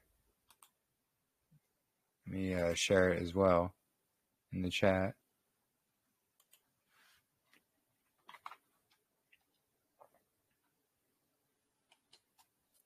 So this is called, you can search it out on YouTube as well. It's just called Star in a Jar. This is the name of the video. And it's going to demonstrate basically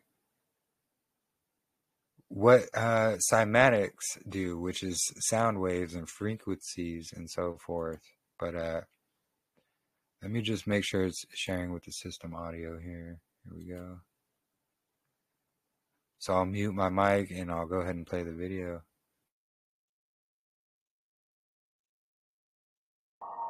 It's a process called sonoluminescence.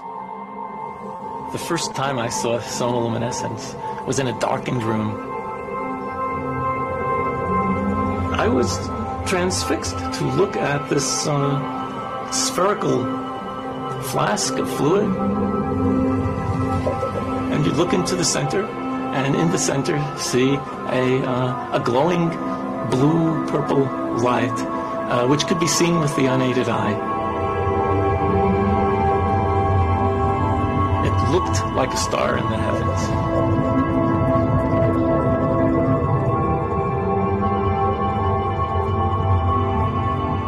Seth Putterman called it the star in a jar, a tiny spot of bright light contained in a flask of liquid.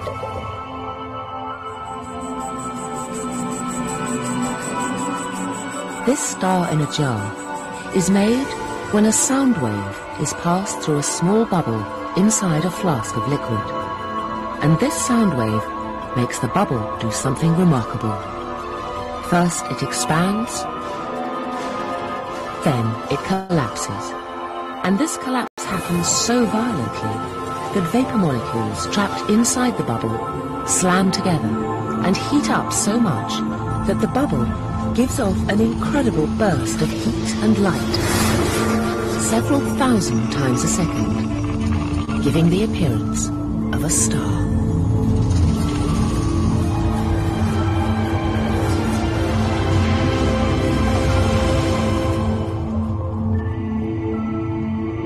What made the phenomenon so exciting was the temperature of this star in a jar. On its surface alone, the light burns at tens of thousands of degrees. And Seth Putterman now contemplated a tantalizing possibility. Could the core of the collapsing bubble be even hotter? Hot enough for fusion?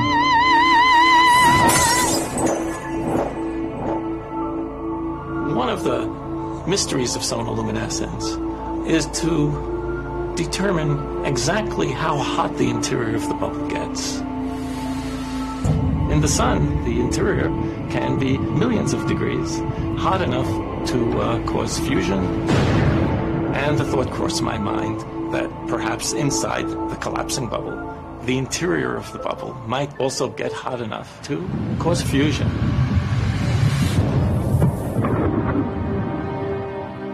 If so, this would be something truly amazing. By simply bombarding tiny bubbles with sound waves, temperatures of over 10 million degrees would be created.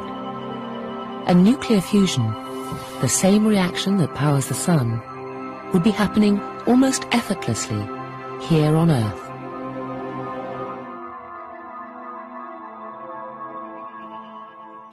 All right, so that's what's called sonoluminescence, which is really fascinating. So this next video, it's not too long here, goes along with what we just watched.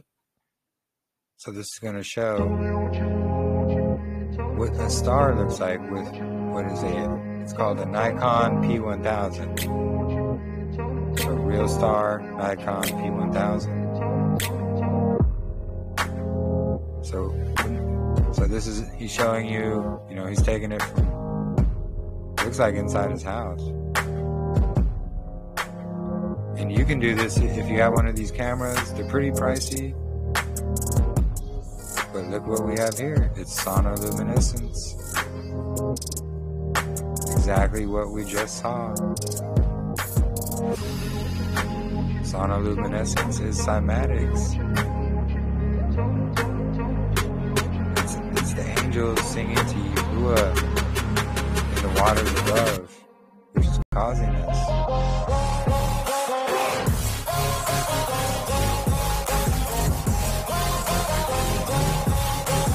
Really amazing.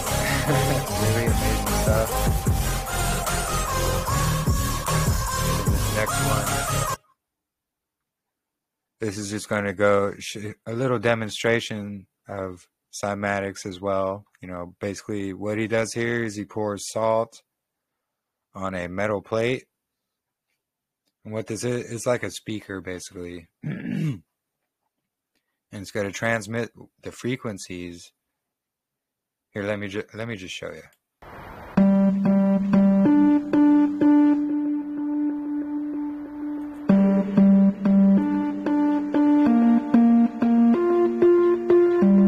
The first experiment for the cymatics music video is called a Chladni plate. Now, Chladni plate's basically a metal plate attached to the top of a speaker. There's sand on top of the plate, and you play different tones through the speaker. The plate vibrates, which forms different shapes depending on the frequency of the sound. Well, we blew up a lot of speakers with the Chladni plate. So there was a lot of experimenting around the Chladni plate, primarily looking at how much volume we can put through there, how much sand to actually put on the plate, and the different shapes of plates and what different patterns would be created because of those shapes. But what we were really testing was what frequencies create the most interesting repeatable patterns, because that was a key point. So we ended up playing pretty much every audio frequency through the plate to see what different shapes it would form. And for most frequencies, it doesn't really do much, but when it hits a frequency that resonates with the plate, it forms a really nice pure shape. So we found out what those tones were, and those were the tones we used to draw the plate in the video.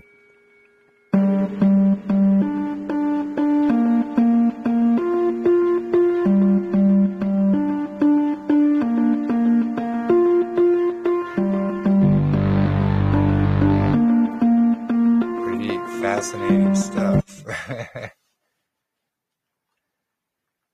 So this basically is showing the frequencies that Yahuah works with. You know, this is, you know, the Word of Yahuah. What is it? It's the frequency. It's his voice. It's what creates all these things. This video here is called Cymatics, Sound and Cathedrals. So this is by actually a YouTube channel. It's Autodidactic, which actually has some interesting Tartaria videos. But here, I'll share the link for you as well.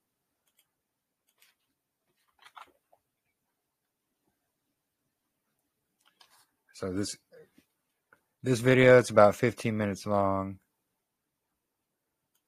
but it's going to go into some of the building designs about Tartaria. You know, basically everything we have talked about before in the past, and with these buildings and what they could mean. But this is just kind of going into detail of how they harnessed these healing energies and frequencies in the design of their buildings. This is also why they hide these type of buildings nowadays. This is why they don't build them now. They don't want us healed. They want us sick.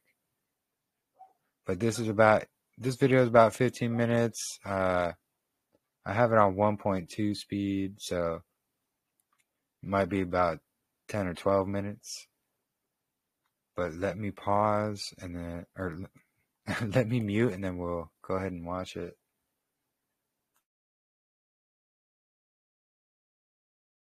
Looking very much like the pillar, right? The central pillar, also like a tree, a farm tree, but the central pillar, Rupus Negro, or the tree of life. Is that what this is representing?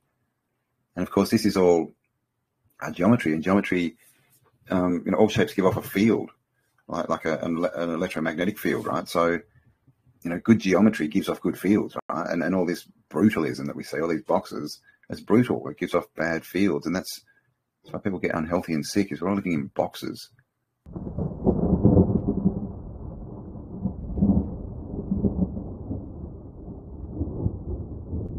Ceilings, we have these cathedrals, right? And we all know about sound and the work of Dr. Emoto and freezing ice crystals and cymatics. And basically what it means is when you play frequency or music through different mediums, you get geometric shapes. And we see these shapes all over the place. And they are in cathedrals, and they are on cathedral ceilings. Like this one now. Where's this? This is the Baptistry of St. John in Florence in Italy. And we've got, what's that? 4, an octagon. Of course, we've got Jesus. He's not in the Vesica Pisces. He's in a circle this time. And concentric, we've got this sort of fractal. See how things are sort of being pushed towards the center there? And this is, a fairly basic one, obviously. But, I mean, until you have to build it, right? I mean, look at the work that's gone into that.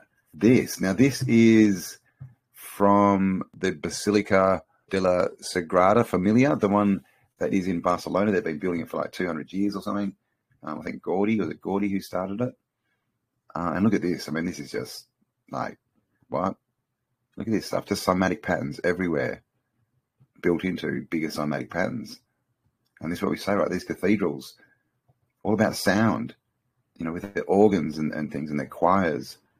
Familiar symbol there. It looks just like a star fort. I've literally got a picture of a star fort that looks exactly like that. Crosses. Obviously, there's other symbolism going on here. Crosses normally symbolize the sky and our stars. And we've got the glory of God here, and this some kind of doorway or coat of arms. Is that? That looks like the devil symbol, like the hand, the hard rock, heavy metal, 2 fingers up symbol, doesn't it? There you go, rock around the clock. This is in the Temple of Bhuj in Kutch, in India. And, I mean, this is just ridiculous, right? Look at the work that's gone into this. But again, all cymatic shapes. These are all cymatic patterns. So what are they? And there's so many of these, engravings of people, looking like they're doing something. Like, what are these telling us? There's got to be a story here. I don't think they're random.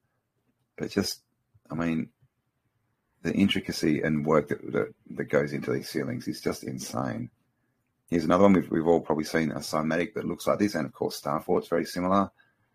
And again, just to build this, you can see it, all the contours here. It's not just a flat, what is that, hexagon. You can see that's lower than this. This is all contoured.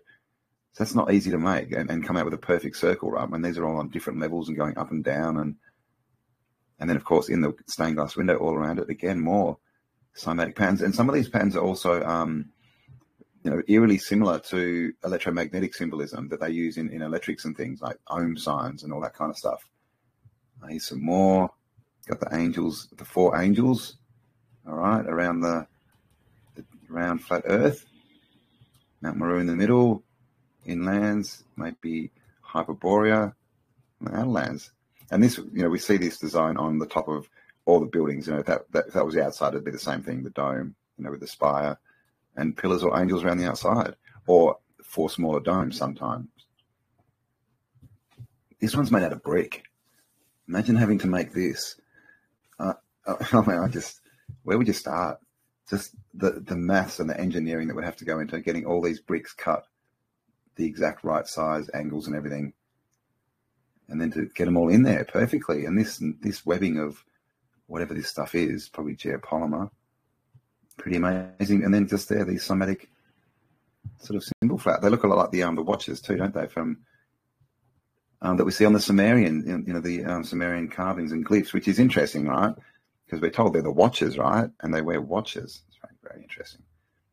Here's some more now. A lot of these, obviously, this is new age religion, new world religion, should we say, all this symbolism. So a lot of these have been repainted, or at least imagined. I don't know if it's actually paint.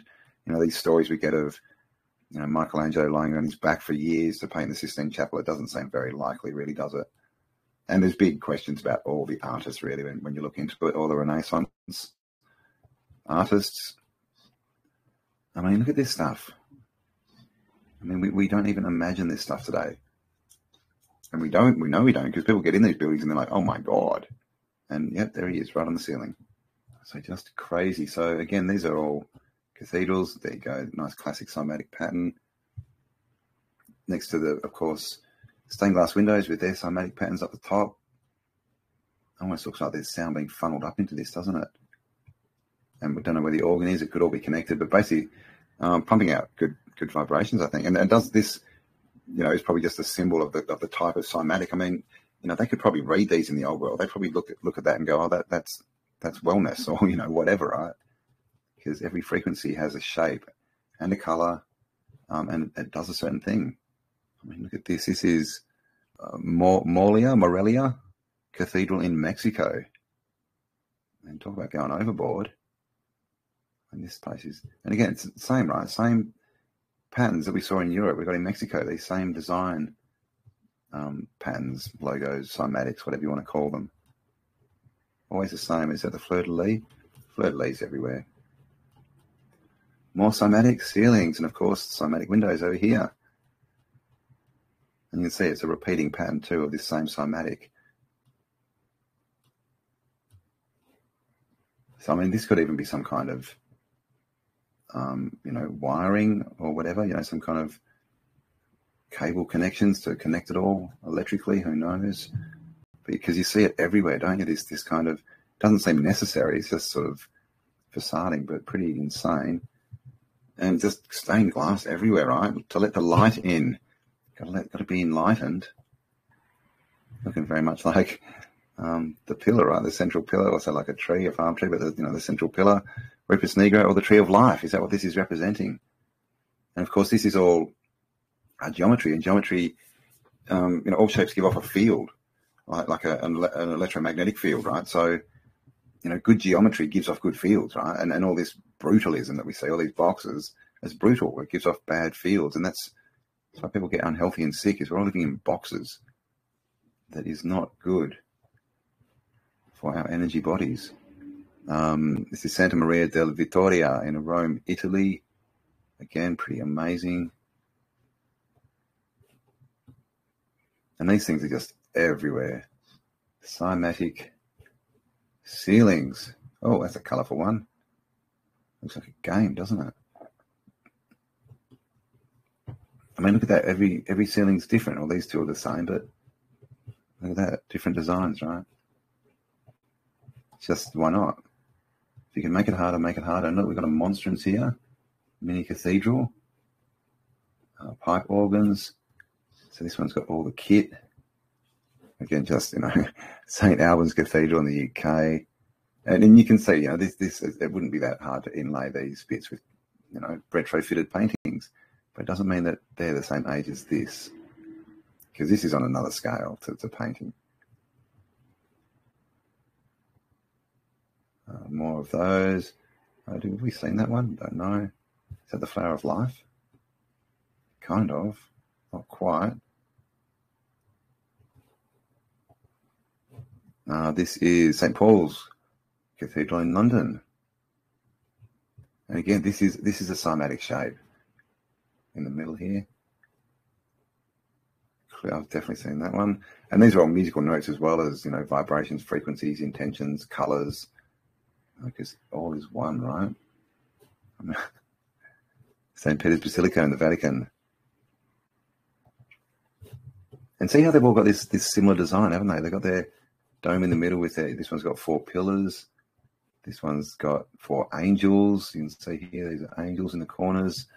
So they're all showing a similar thing, right? Again, dome, and they've got the mountain or the tree in the middle. This one's got 4 openings, 4 arches, 4 arcs, maybe archangels.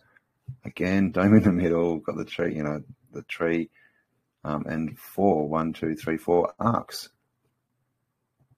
That one's a little bit different, but you see what I'm saying here again, in the middle, and we've got the 4 around the outside, around the outside, around the outside. And we see this on the top as well. Now the domes, with either 4 domes around them or 4 statues or 4 pillars. I mean, look at that's ridiculous.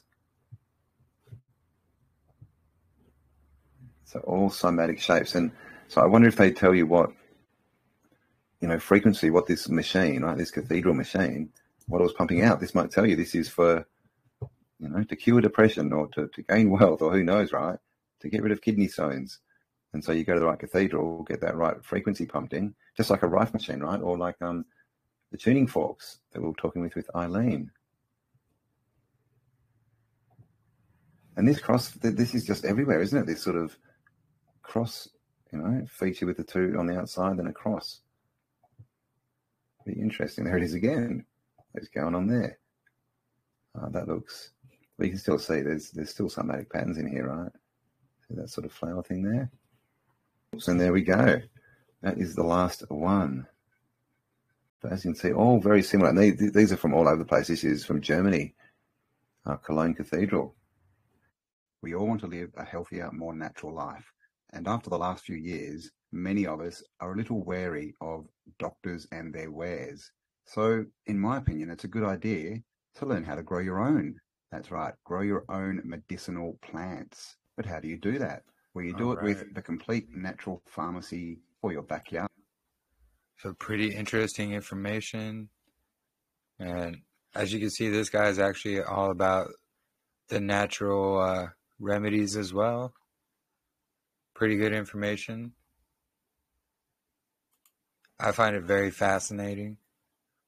And it just connects more to, everything we've been discussing about in the past. A lot of our past discussions and, about these old world buildings and so forth. And about our controllers and who's in charge and what's really going on. It probably wouldn't be too hard to make that building if they put sand on some metal and made a tone, and then they just laid the bricks where the lines were at. And I heard some other things about how some priests used to make tones to move huge stones, and how they might have used technology to make the pyramids or whatever. Yeah. I've heard all that same information. And when you actually research more and more into it, I believe it 100%. And this next video actually is very, very interesting. It's something I'm probably going to have to read because he has the words on screen, but he's not speaking them. So I can go ahead and read them aloud while they were scrolling through, just for the people who are listening as well. But I shared the link in chat for this as well. This one, it's called Cymatic Tartaria. And it's by this Robert Bowerman. This was done actually a few years ago, I believe. 4 years ago, yeah. So, very interesting video here. Let me go ahead and just play it. It's about, 52 minutes? So we're a minute in. So it'll be about 50 minutes or so. I'm going to try and read everything on the screen. We'll see how that goes. So let me just turn my speakers down a bit so there's no feedback. But let's get into it. It's pretty fascinating, this video here. And once again, a cymatic tartaria. So the world around us is nothing but frequency. What happened?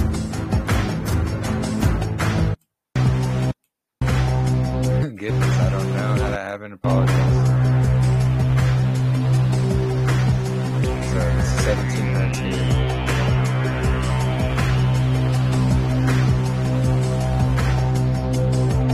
In 1997, I discovered a crop circle close to my house, and after I started to research the strange phenomenon, I came across an article that suggested that crop circles are made by sound.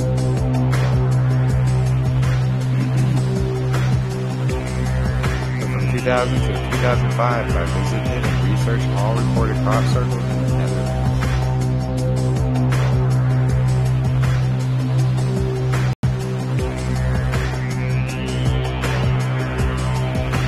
Wanted to know how crop circles are created. The sound is the creating force behind this phenomenon. How can I prove that? What is the source? Would you pause for a second, please? Yeah, what's that? What? If you're reading it, could you turn down the sound behind it? So is the sound being too loud? It's hard to make out your words. I don't know how to do that on this. Maybe if this will work. How's that? Is that A bit better? I can hear your voice better, yes. Okay. Thank you. All right, we got it. All right, so we have all my field research published online at the Dutch crop. Let me scroll back. Hold on.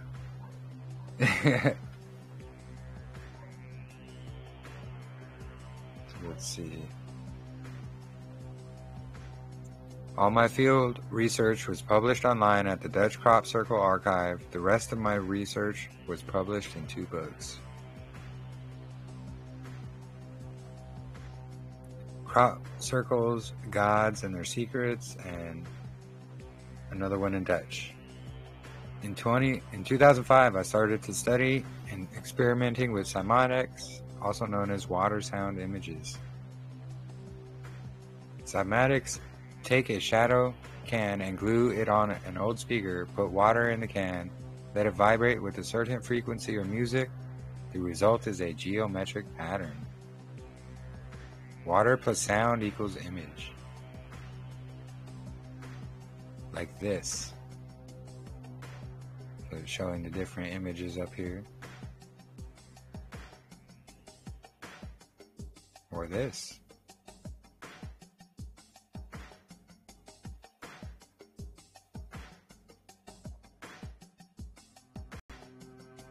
Every frequency has its own geometric pattern.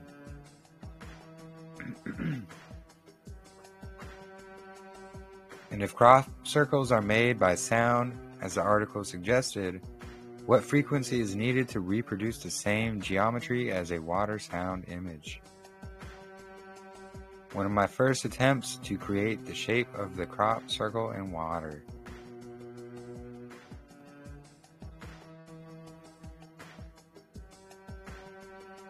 So this is him. He did that little thing he was talking about on his speaker. He was creating those little images. So the water sound image looks the same as the shape of the crop circle. Is sound really creating crop circles? And if so, is there more evidence that support this theory? It seems there is.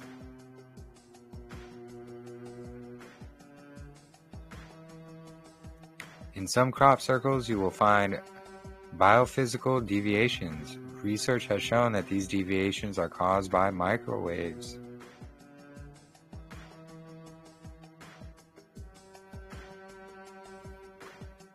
Microwaves heat up the water in the nodes, with the result that the nodes are either exploded or considerably elongated.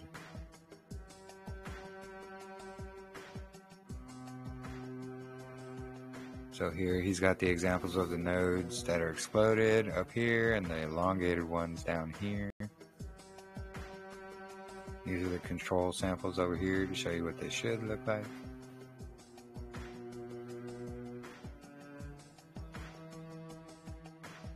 These deviations are only found in non-man-made crop circles and in so-called wind damage, as my research has shown. So you won't find it in man-made or wind damage crop circles.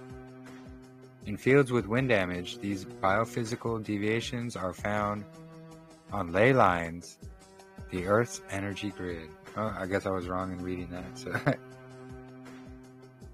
some of those deviations are found when they're on these ley lines, apparently, like crop circles.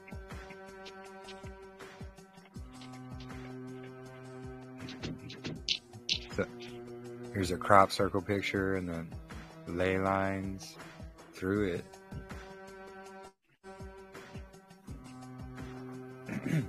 Together with 2 other researchers, we have proven that these deviations do not occur in man-made crop circles.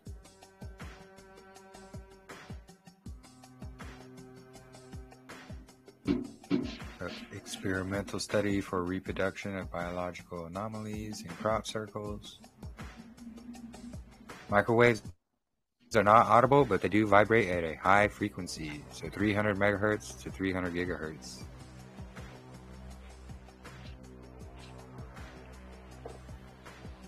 Is there more evidence of sound creating crop circles?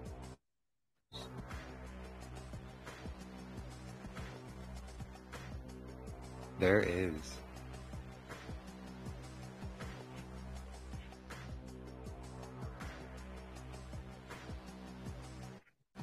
So another picture of crop circles, and he has these lines that he has imposed over them. Sacred geometry in crop circles.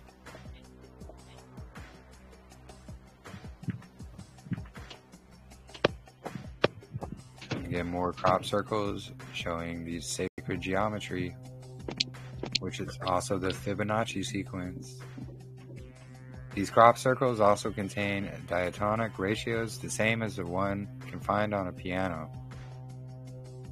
So these are these ratios he was just talking about in the different notes, in the different octaves.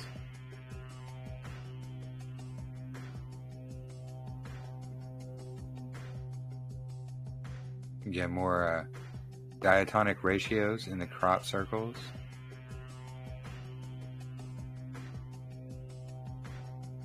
After adding some gold dust to the surface of the flow of water is clearly visible like the lay of a crop circle.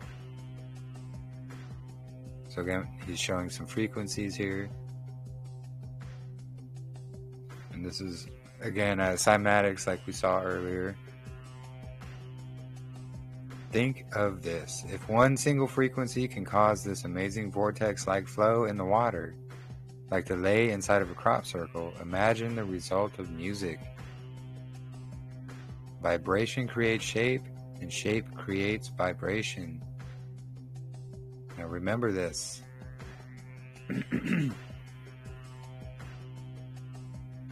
After researching the South African stone circles near Waterval Boven in 2015, I discovered that they also contain sacred geometry and diatonic ratios, exactly the same as in crop circles. Now he's dowsing for ley lines.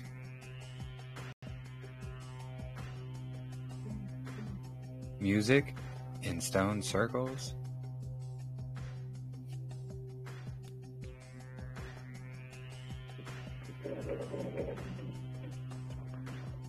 So crop circles, sound, sacred geometry, diatonic ratios, cymatics, stone circles, microwaves, frequencies, vibrations.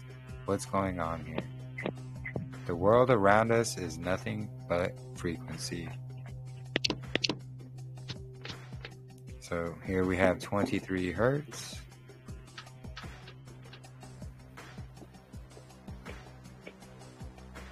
Sonic geometry, every shape has its own frequency. So we could see all the different hertz will make all these frequencies or shapes. He says, remember this. So the world around us is nothing but frequency.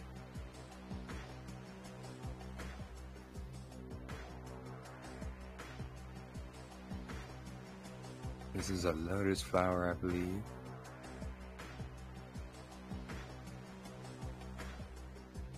Flower and water sound image. So look at that.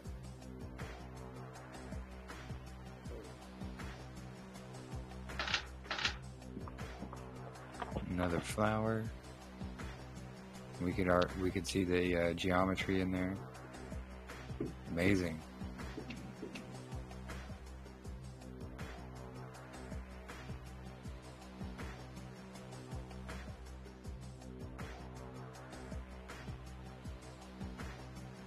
Not only flowers, everything.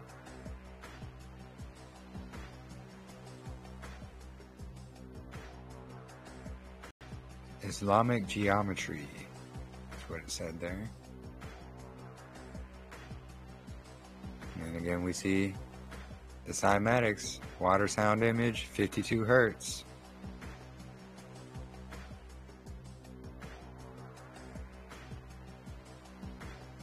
So Islamic geometry again.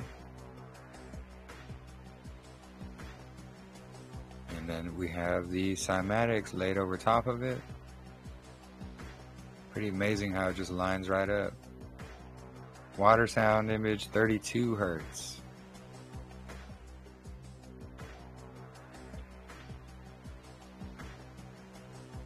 And more Islamic geometry, Morocco. There's the cymatic water image laid over it. 25 hertz.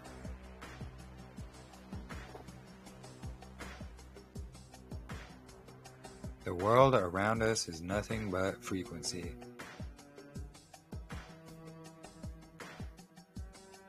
Vibration creates shape, and shape creates vibration.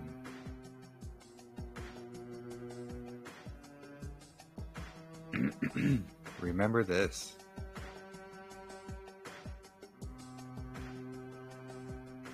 So what do we actually see when we look at the world around us? When we look at the world around us, we think we are looking at solid matter.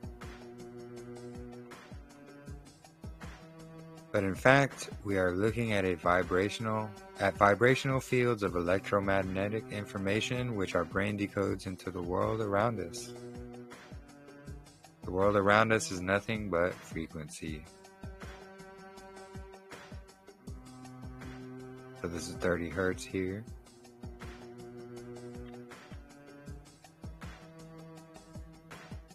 And then we see Tartarian building, Cathedral of Strasbourg.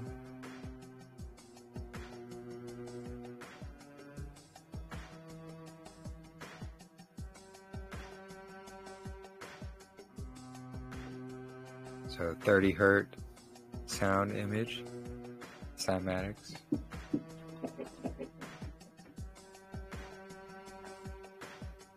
Some more Tartarian buildings. This is Lodi Cathedral, Italy.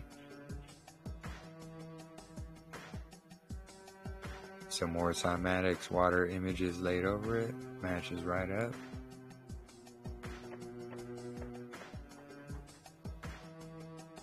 He doesn't give the frequency on that one.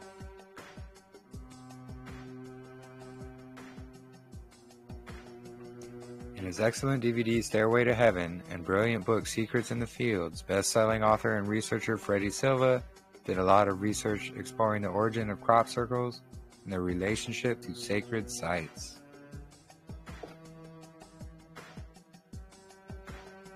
So Stairway to Heaven and Secrets in the Fields, that's his two books. Freddie Silva about cathedrals and other sacred places and stairways to heaven. So the materials were carefully chosen: limestone, a rock that is associated with water and properties of the female energy, granite and firestone with male energy. Consequently, the buildings are charged with positive and negative polarity. Just like an electric circuit, it is not by accident that such techniques are identical to those used in pyramids and stone chambers, whose geometric and electric properties are also known to affect the human body.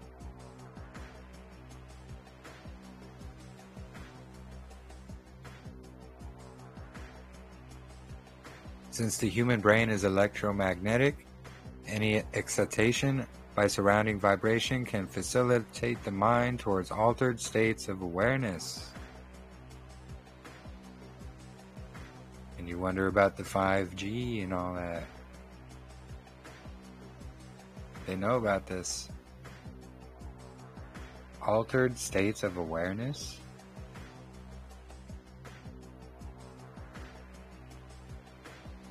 By surrounding vibration? Yep, all these frequencies and such we got around us. Like chanting in a church or a cathedral. And then of course, a Tartarian building that they have turned into a church, Wells Cathedral, England.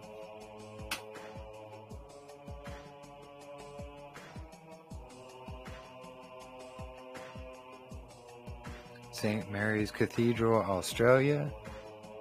Again, another Tartarian building turned into a church, repurposed as a church.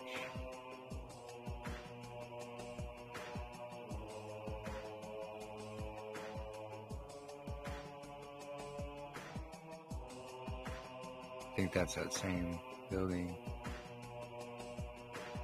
So the world around us is nothing but frequency.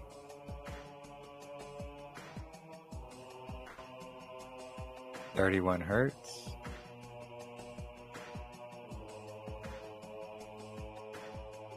And what was the original meaning of all these beautiful buildings? Are they originally built as a church, cathedral, or mosque, or were they built for another reason, which we slowly start to rediscover?" Yeah, I think the latter. In his article, "The Mysterious Round Towers of Ireland, Low Energy Radio in Nature," Professor Philip Carligan gives further details of what he finds. So basically there's these towers that are in Ireland. Another strange thing about the towers is the dirt that fills the base below the high doors. Each door has a different level of dirt filling the base, as if they were tuned like a pipe organ.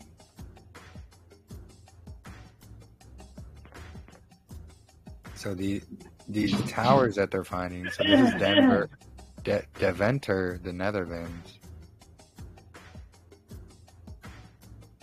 I had long postulated that the towers were powerful amplifiers of radio resonance from the atmosphere generated by lightning flashes around the world.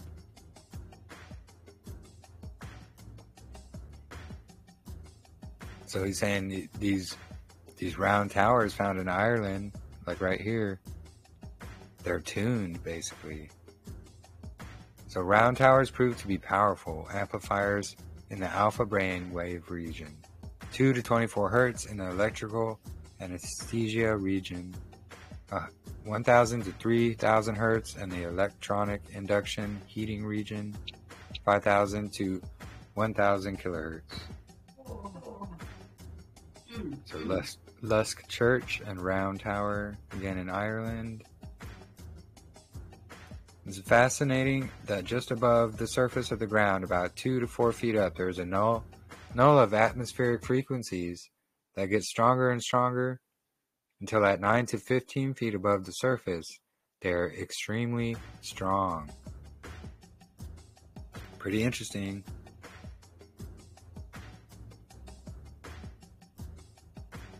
Natural frequencies. So the higher the building, the better it can collect the atmospheric frequencies and energy. And this is what Nikola Tesla knew. This is how he's capturing these energies with his towers. Like this. Yeah. So this is Walberg's Church in the Netherlands. And again, all these old world buildings have these antennae and things like that on top of it. Bergdurk, Deventer, the Netherlands.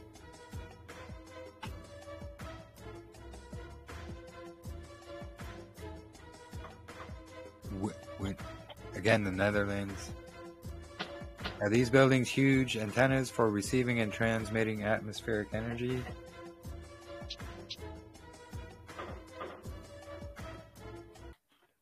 So there we'll see one of these, 5G antennas. Real quick, would people mind muting at the moment? There's a slight background noise. Apologies.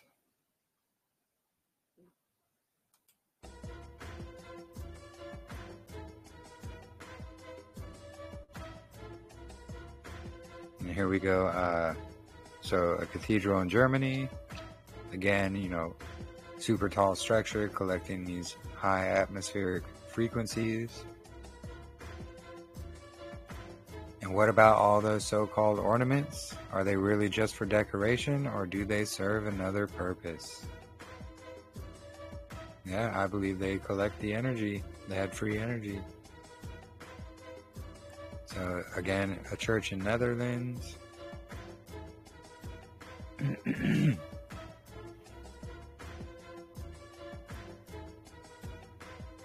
Another church in the Netherlands, just showing the top of these buildings with these energy collection spires.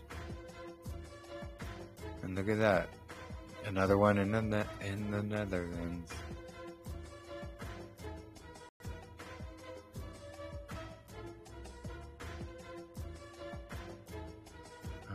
So Morocco, a mosque in Morocco. So an old Tartarian building they converted into a mosque rather than a church. Tuning forks. Church in the Netherlands. Yeah, those do kind of look like tuning forks. Ornaments are resonators tuned at a specific frequency. Vibration creates shape, and shape creates vibration. Remember.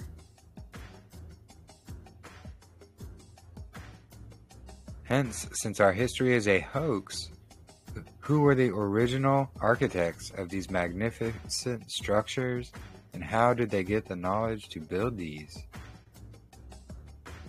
Yeah, truly.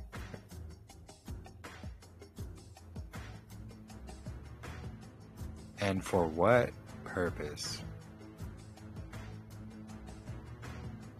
So, a church in Belgium. Building a cathedral with all its stunning architecture isn't something one does on a Saturday afternoon. Yeah, look at that. Amazing. Therefore, did the original architects know that the world around us is nothing but frequency? And were they able to extract this energy from the atmosphere by their buildings? If that is the case, who exactly were these guys? And how we have to look at the world around us with completely different eyes?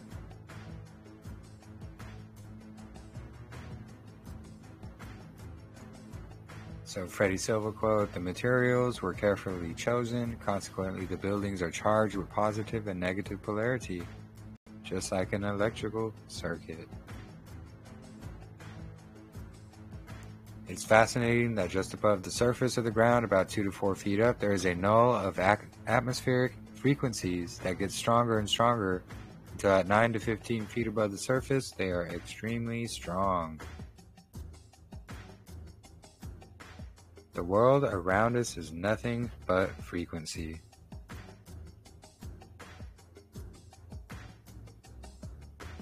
So this is 10 hertz.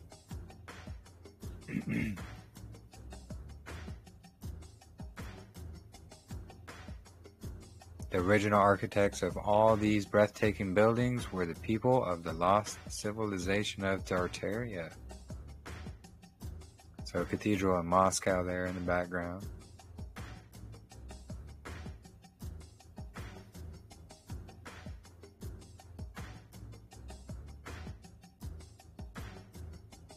Tartaria was a historical region up until the late 18th century located in Asia, stretching from the Caspian Sea and Ural Mountains to the Pacific Ocean, basically where Russia is now.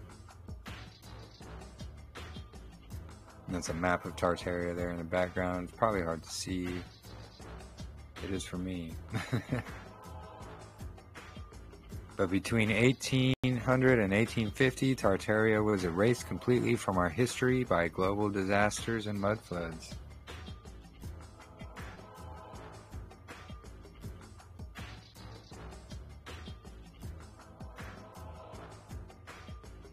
Mud flood? What mud flood? So one of the best mud flood examples is New Madrid, where according to the eyewitness reports, the soil became liquid and the mud came out of the earth. So that basically that's what happens when you get enough vibration that dirt turns into mud. And as the mud flood was a global disaster and mainly meant to destroy Tartaria, one will see the evidence everywhere. You only have to know where to look.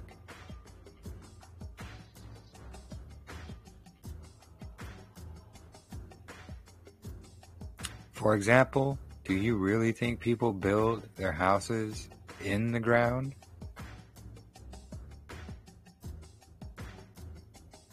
Yep, exactly.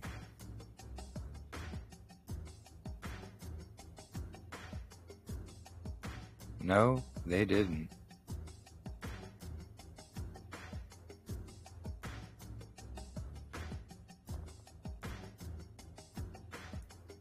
So after the city was flooded with mud, new streets were laid over the mud, covered the streets, so that people now actually lived on the first floor.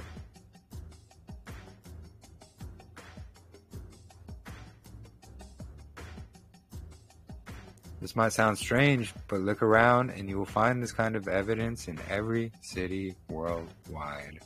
Yep.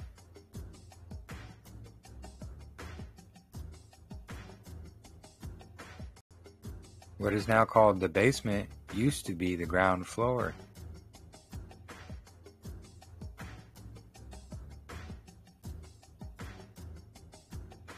It's true.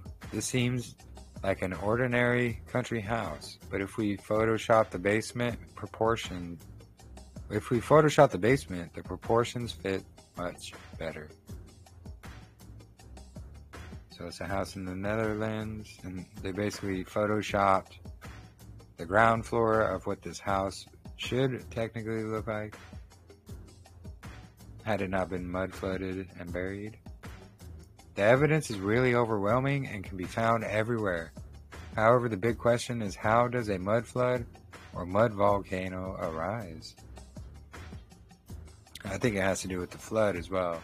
So it is just a matter of using the right sound or frequency, and the earth will respond with sorry, neighbors are being pretty loud out there. Just a matter of using the right sound or frequency, and the earth will respond with earthquakes and mud volcanoes. Look at who that's from. Harp, of course. You wonder how they know how to do that. So New Madrid, USA, the soil became liquid and the mud came out of the earth. Yeah. The world around us is nothing but frequency. Yeah, it's true. If you have enough vibration or something, enough of a vibration, it turns dirt into mud. As soon as you understand this, you will understand the world around you. 40 hertz. The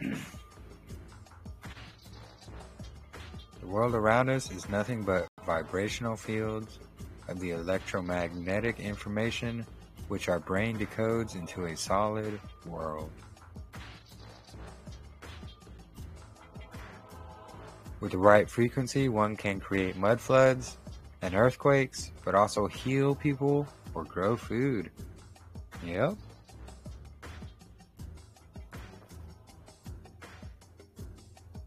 Around 1920, Raymond Royal Rife was able to cure cancer. Yeah, and it's interesting if you look that up, it's true. By using frequencies. It's 100% true. They shut them down. They took away this technology. They don't want cures, they want money. So Rife was aware that every disease had its own unique frequency. By adding the same frequency in the opposite phase, the disease disappeared.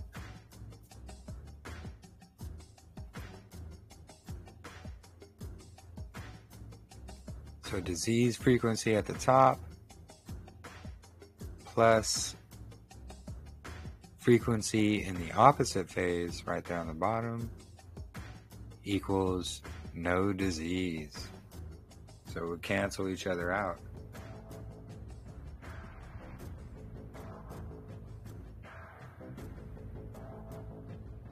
The world around us is nothing but frequency.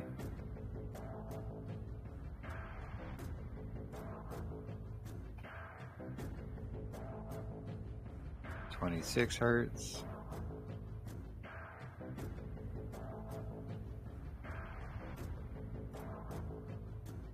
The FDA and Big Pharma didn't like this at all. and they prohibited Rife's work. After all, a patient cured is a customer lost. 100%, right there.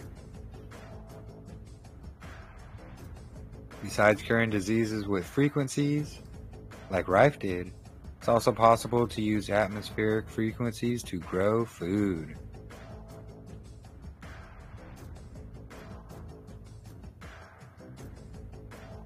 This method of growing food is called electroculture.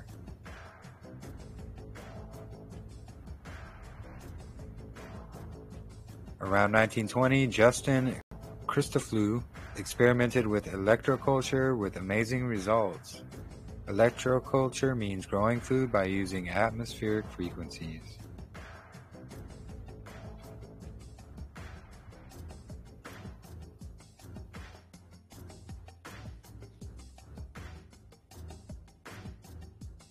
So recently, China is experimenting with electroculture, but it's thought to be originally known by the Egyptians and Babylonians.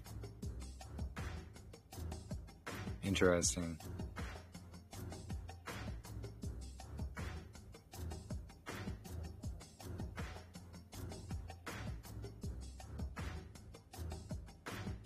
With the right frequency or sound, one can heal people, grow bigger food, levitate objects, turn lead into gold, and much, much more amazing stuff.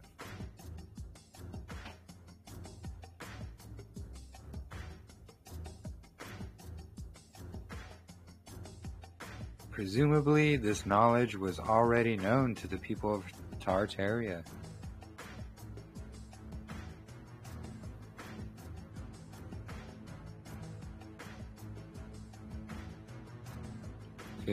Hertz.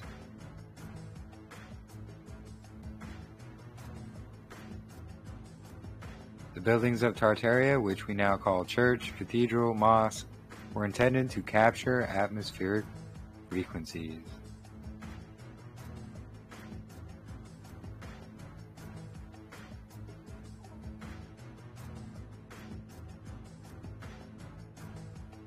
It's fascinating that just above the surface of the ground, about 2 to 4 feet up, there's a null of atmospheric frequencies that get stronger and stronger until at 9 to 15 feet above the surface, they are extremely strong. Again, there's that tuning round tower about these natural frequencies. Are these towers built as antennas to collect atmospheric frequencies to stimulate biological processes and enhances the health, vitality, and well-being of humans, plants, and animals? Yes.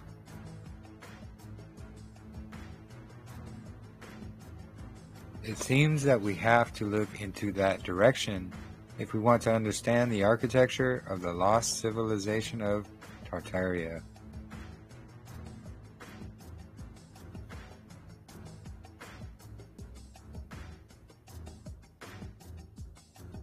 So the Tartarian architecture and buildings were meant to create a worldwide grid of energy power stations to capture and transmit atmospheric frequencies to charge the Earth's atmosphere with electricity. This is something Nikola Tesla found, and he was going to give the world free energy. They couldn't charge for it.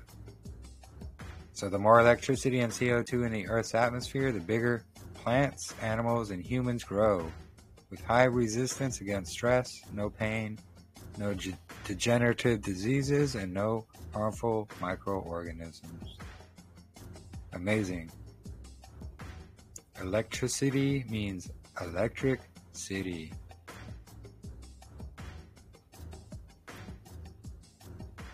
The electric cities of Tartaria.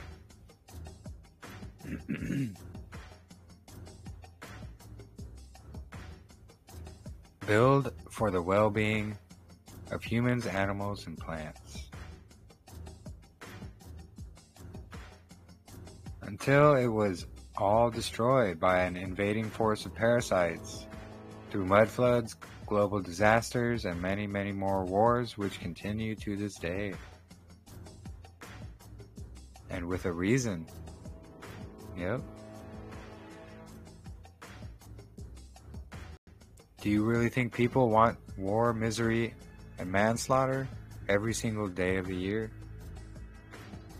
Nope. It's the controllers that do all of this. I don't, or I won't, but all this misery has purpose, and as soon as you realize what's going on and why, we can change the world into a better place.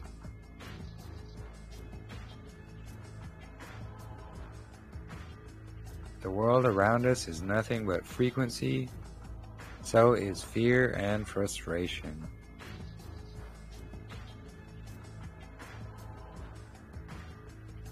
The parasites live from our low vibrations and will do everything they can to keep humanity in this low vibrational state of war, pain, fear, confusion, and frustration.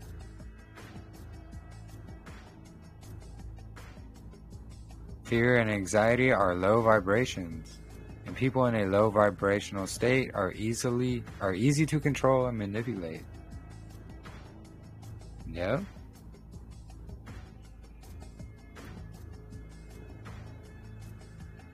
We think we live in a solid world, but in fact we live in a frequency range.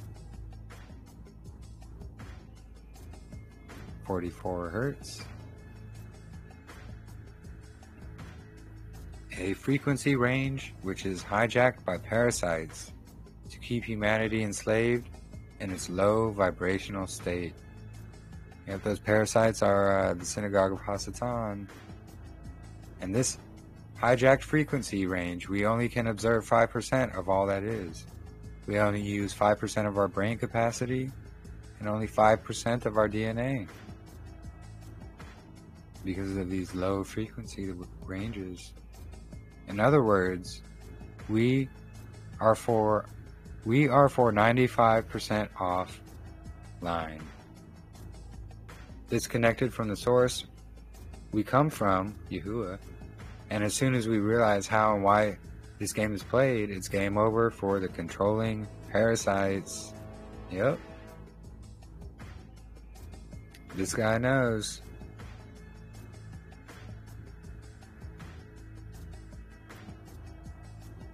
The world around us is nothing but frequency. If the controlling parasites, the beast and the harlot, so too our thoughts. 33 hertz. This is why they push all these 5, 6 Gs.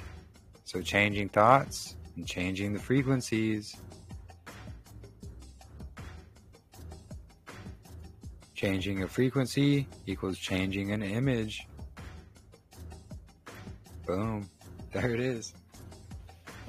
And as every frequency has its own image, we can change the image of our reality by changing our thoughts.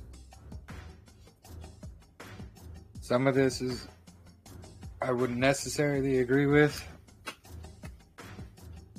but changing frequency.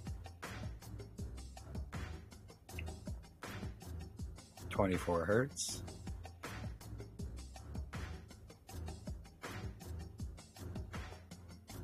$34 hertz. So changing thoughts equals changing frequency. Changing frequency equals changing image. Vibration creates shape, and shape creates vibration.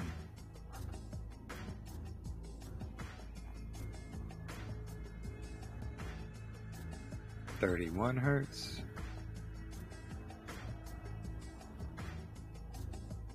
Shapes are vibrational fields of electromagnetic information.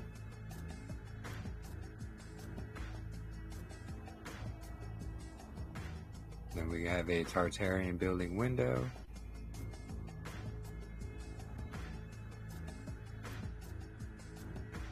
Every shape has its own frequency, and it will therefore influence our brain at an unconscious level.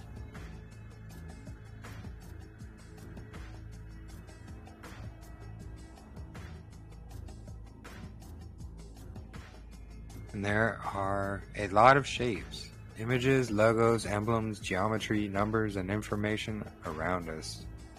Yep. Yep, exactly. And a lot of them are these satanic symbols and so forth and so on. So every frequency has its own shape, but what is the influence of all these man-made shapes on our brain? Yep.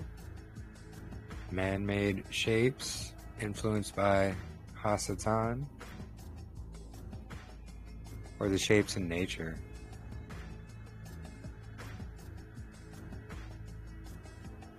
The frequency of flowers.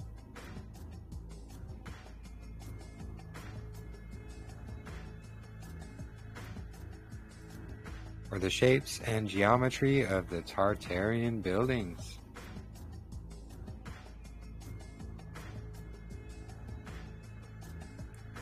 The architects of Tartaria knew about the power of shape and used it in their breathtaking buildings.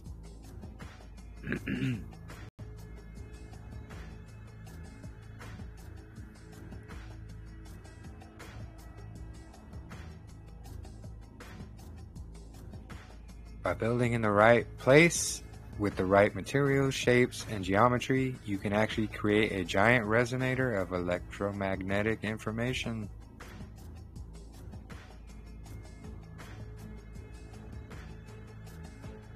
So the materials were carefully chosen, again, consequently the buildings charged with positive and negative polarity, just like an electrical circuit.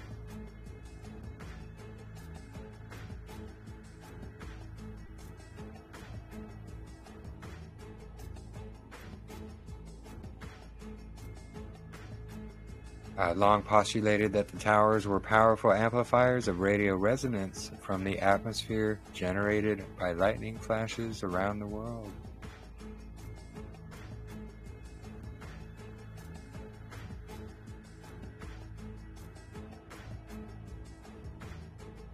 Any excitation by surrounding vibration can facilitate the mind towards altered states of awareness. Amazing how it all connects to today. The 5Gs, the Wi-Fis, like all of this. And therefore also shapes, geometry, and architecture, as they are vibrational fields of information. Vibration creates shape, and shape creates vibration. That's how they were able to levitate the stones to build the pyramids and so forth. The power of shape. So, flower of life is what that image is called. And we can see it comes from this cymatic image here. 12 hertz. Kind of like a snowflake too. And then we have, pretty amazing, 60 hertz. Almost like the sun.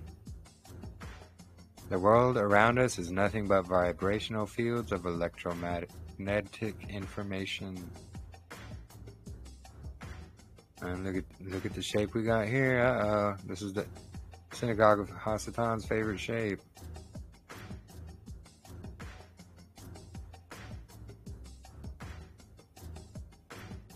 Hertz.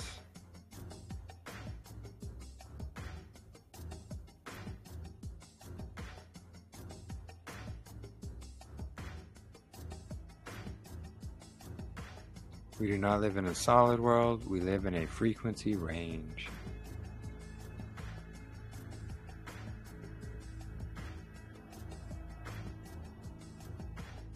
The world around us is nothing but frequencies.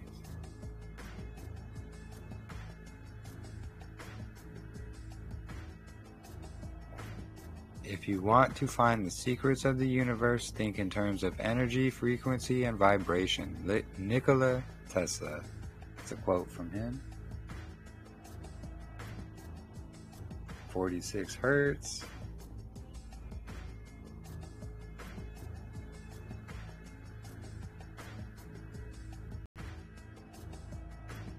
Tartarian building window.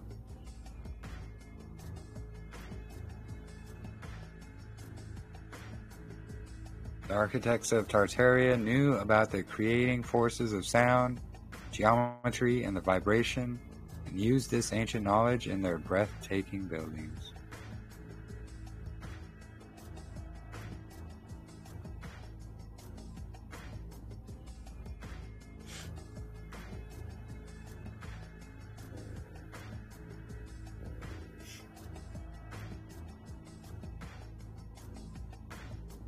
So our fake history tells us that Tartaria was a historical region located in Asia, stretching from the Caspian Sea and the Ural Mountains to the Pacific Ocean.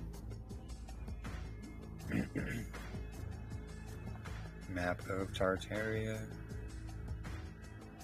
However, research suggests that Tartaria was the remnants of Hyperborea, a mythical land where a race of giants lived beyond the north wind. Pretty interesting is going into Hyperborea now. We went into that a couple discussions ago. And there it is. Hyperborea was located at the North Pole, and after it was destroyed, the survivors spread around the Earth to share their knowledge.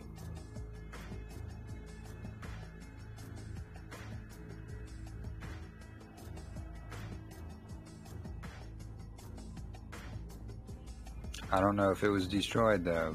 So the ancient knowledge of sound. Yeah, I don't know if Hyperborea was destroyed. I believe it's still there. They just don't want anyone going to it. So with the right frequency or sound, one can be healed, people grow bigger, food, levitate objects, turn lead into gold, and much, much more amazing stuff. So that's where, like, you know, the Philosopher's Stone and all that idea came from, it seems. Just a matter of the right frequency. Some frequencies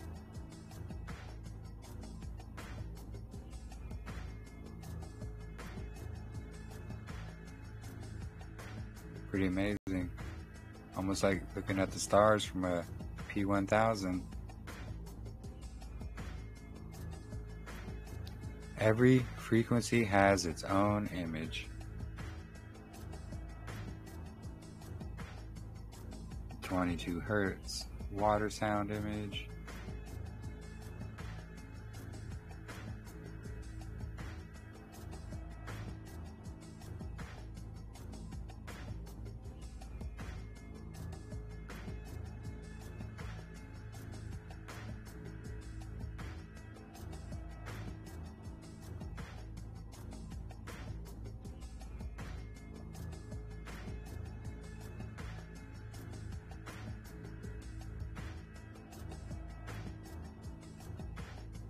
Sound is the medicine of the future. Edgar Cayce. And I am sure that sound was the medicine of the past. Robert Bowerman, the guy who made the video. So 22 hertz again.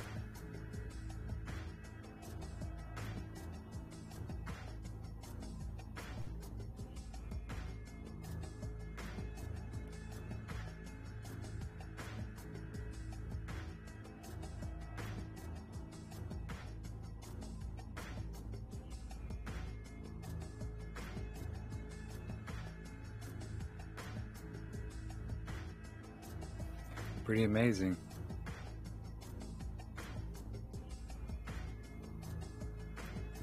Slowly, we begin to rediscover the power of sound, shapes, and geometry, and how to use it for the benefit of humanity.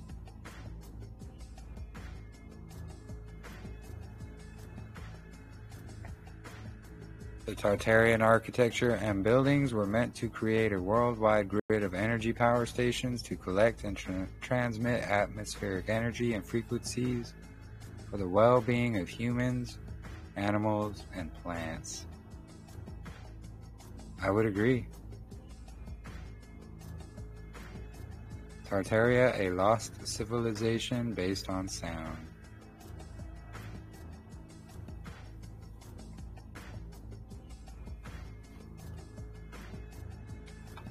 All right. So pretty amazing video there. Do you guys have any thoughts or questions? Yeah. I thought about the great promised land and all the mountains that are supposedly tree stumps. Yeah, exactly. Let me find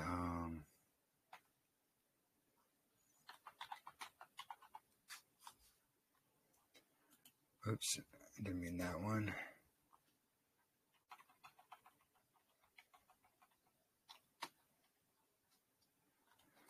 So I actually wanted to find just a quick video from my lunch break here, but to kind of go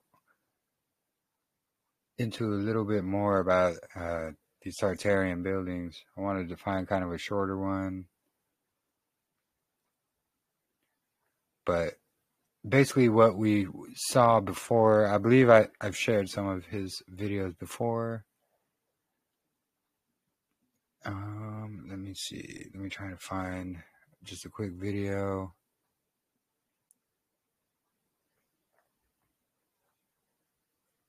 So we do have these fire game videos, actually, which, they're basically showing how all these buildings and all these things all across the earth, they all have these same exact narratives. I think this one might be a good. I'm going to start this episode here. Sorry. Let me turn it back up so everyone can hear. Let me turn myself mute. And then we will just watch this quick 17-minute video just to go a little bit further into what we just watched as well. And a little bit about the past of these buildings and what they tell us about them. Let me continue. and possibly this new series off by just shocking everybody and showing how repetitive the fire narrative is. A key that we have found right here on this channel. A key that, in my opinion, is a nod to the group that set all of these narratives up and put them into place, while attempting to explain how these incredible buildings all over the world that were clearly built before our civilization got here, and attempt to fit them into their fabricated timeline. And I'm gonna make this game even harder for myself and put a rule in place. And if you all enjoy this game where I go to a city and see how many old world buildings that I can find that supposedly went up in flames, let me know in the comments below. I'll make it into one massive playlist. So the one rule I'm going to put in place for this game is that I cannot leave the city that we are discussing. And in this case, it is Edinburgh, Scotland. Every single one of these items of interest that I'm about to show will be within a single city. Are you ready to have your mind blown? Here we go. Fettes College, established in 1870, 154 years ago. Following serious fires, the swimming baths were rebuilt in 1890, and the chemistry laboratory was rebuilt 7 years later. Forth Bridge, opening 134 years ago, where 3 passed away in a fire.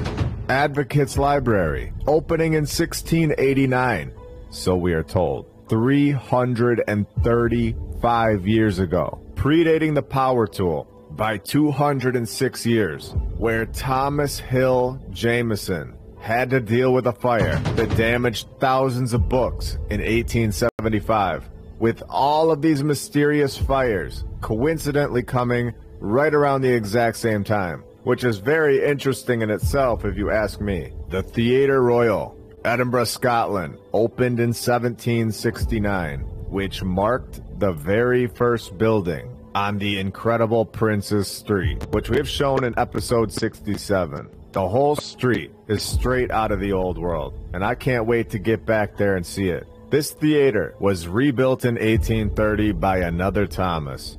But why was it rebuilt? What happened to the first one? Are you still on the fence? Should I show you how these narratives are all connected all over the world, all put into place by the same group, and have been waiting for us to uncover this information for decades. Are you ready to have some fun?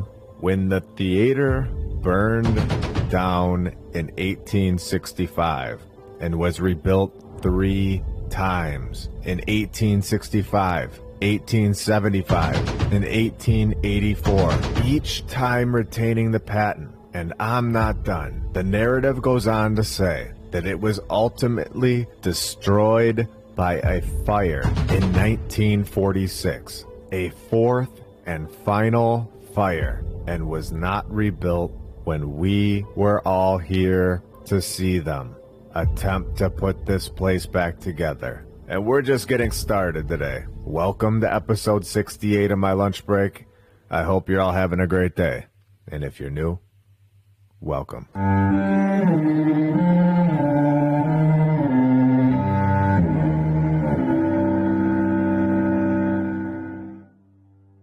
And I want to thank all of our sponsors over on Patreon. Thank you to FlatEarthDave.com. You can check out his app.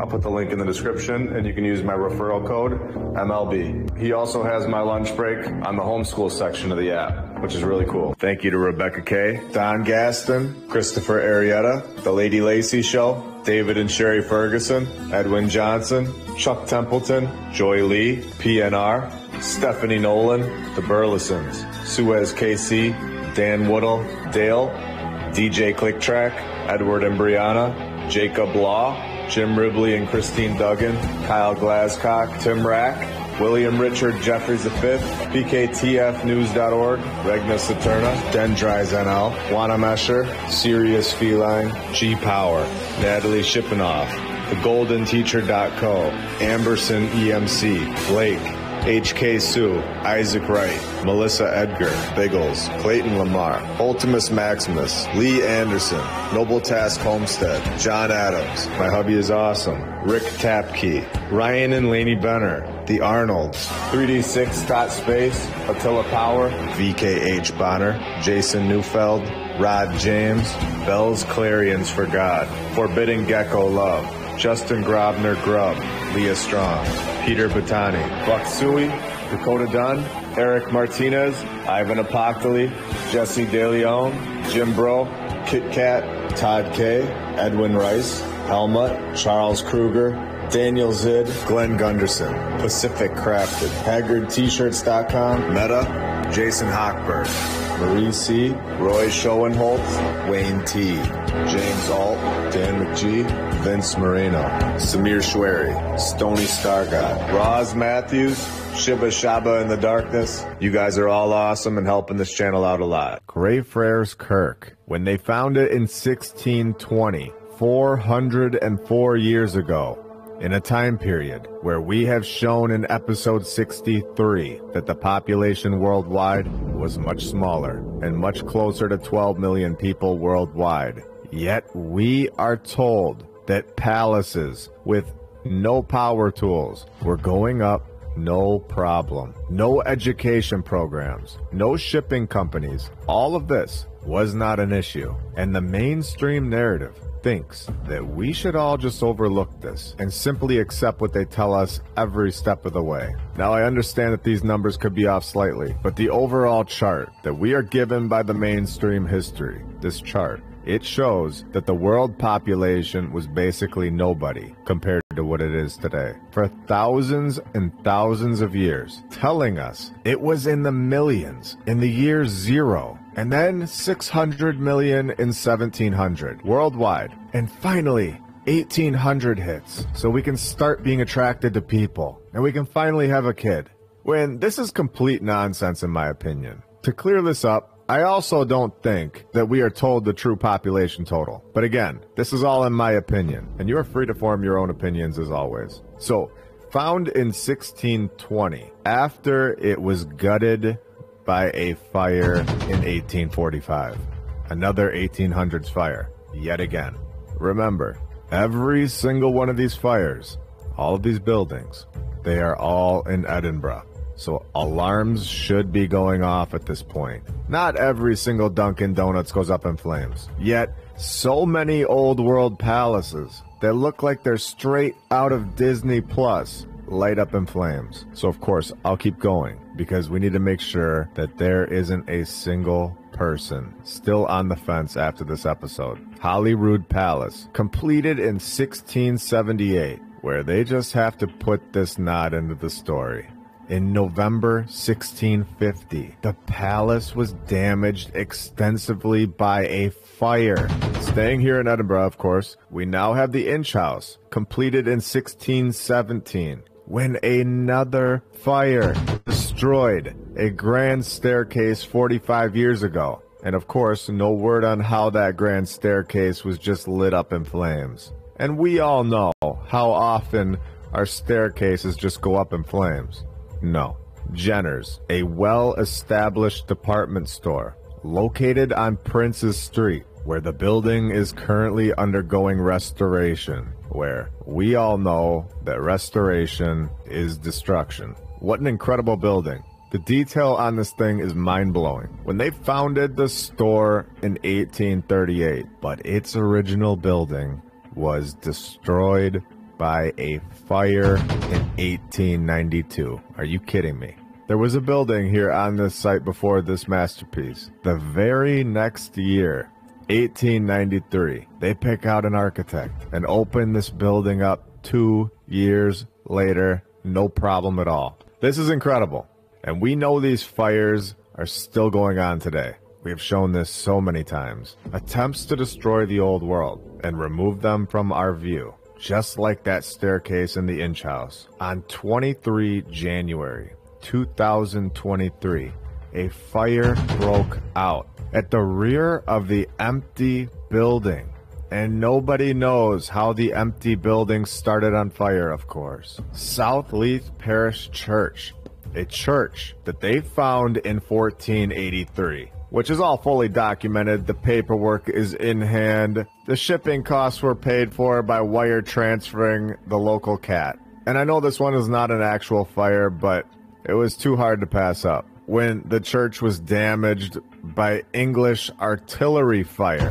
And this was probably, maybe, it might have been, but will forever be a mystery, probably when the eastern parts were destroyed. This all happening in 1560, you know, the same exact time as when they finally got the color blue and red for their duck feathers. This was the booming 1560s, remember. Tron Kirk, built in the 17th century, where it used to be a church, but now used as a local gift shop. Where this site is very interesting, when a 3D survey was conducted 3 times, showing that a civilization occupied this area before the church was built, and they were all wiped out. So in 1974, the same year that the first 3D survey was conducted, they ended up ripping the church floors apart and excavating the entire floor area. And then the building was refloored in 2004.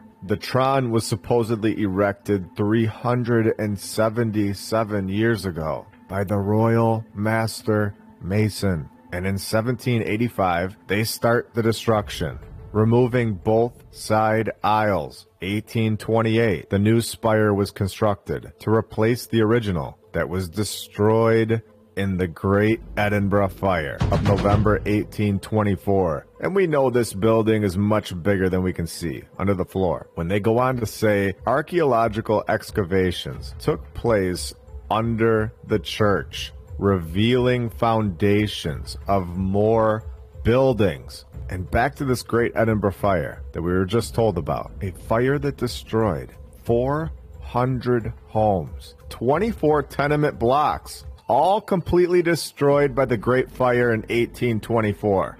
And then out of nowhere, they just blow another building up with a cannon. And could you imagine how many people must have been caught up in this massive fire? Can you imagine the devastation of this massive fire? A time period before cars to escape. Could you imagine the amount of people that would not have been able to escape? I mean, it must have been hundreds and thousands of people. Wait, what? What is this? Wait. 13 people? What? Not only are we told that they all escaped the flames and actually burning to a crisp, but we all understand that it only takes 2 to 10 minutes from the smoke from the fire to make a person pass out or even die. And this reminds me a lot of the Baltimore Great Fire, where everybody was just fine. Or 1889, when Seattle lit up in flames. 25 blocks. Everybody was totally fine. Not a single issue. Or the Galveston Great Fire in Texas in 1885, where I guess everybody was just all professionals at escaping great fires. Master building architects and master great fire evacuators. Just incredible people in the 1800s. Okay, one more for fun. The Great Fire of Toronto. Again, nobody. We all understand that the mainstream narrative is giving us stats and stories that aren't logical. And we can even go over to this random tower, the Cramen Tower, still located in Edinburgh, where in the 1970s, they seemed to be in full panic mode. Excavating this place as well, finding more things that they call medieval, when we know that it was really from the previous civilization. And in 2011, it was damaged by a fire. The Edinburgh Festival Theatre opened in 1892.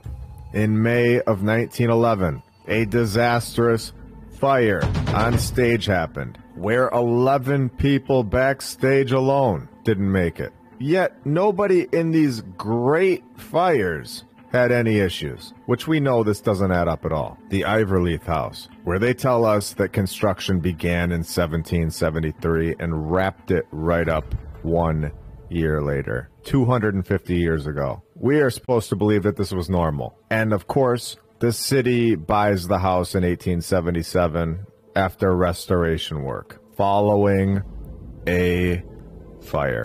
Now, I'm wondering at which point do alarms go off for someone that the mainstream history is possibly not as true as they once believed. And in my opinion, a massive lie to explain away these buildings that were not built by our civilization, hiding a massive population that had the tools and technology to construct this way all over the world. Are we there yet?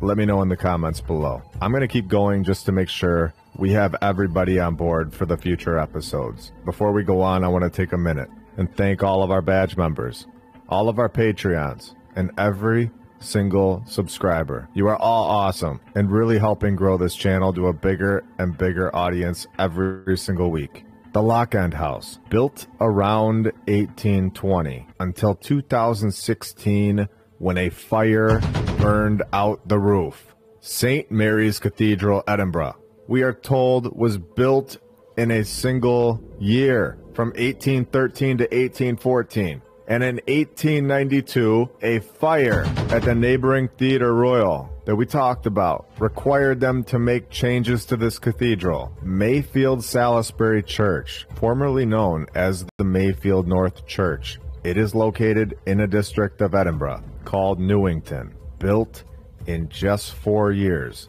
from 1875 to 1879, nearly 20 years before the power tool, with extensive renovations carried out in 1969 following a major fire which destroyed most of the roof. Even the South Bridge holds a fire, where in 2002, the Cowgate Fire destroyed a section of the original buildings. And remember, when they destroy these buildings today, when we are all here to see it, with a mysterious fire, do you think they get to collect an insurance check? Do you think that it also destroys the old world building at the exact same time?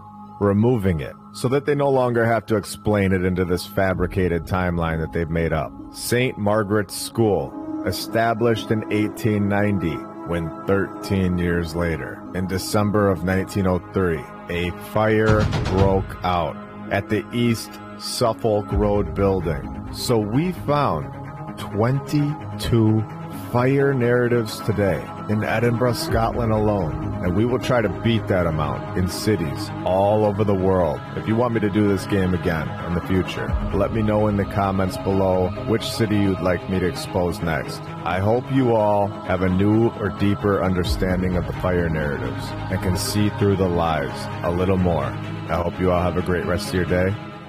See ya. So some pretty interesting stuff. Just to go along more with, the cymatics stuff in Tartaria.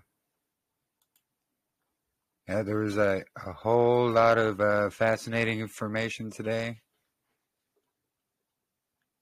Does anybody have any questions or comments or anything they would like to add? I've been thinking about some of these things you're saying, or showing us. The morning stars sang together. Sons of God shouted for joy. And you presented these stars singing, it looked like, sounded like. If this, I'm not sure which side was teaching what for what reason. I mean, we know that the angels, that the watchers taught some information that mankind wasn't ready for, if we want to put it that way. Eating from the tree of knowledge of good and evil. Good stuff. And maybe, I'm not sure, some people might think that this was heaven on earth. And it might be.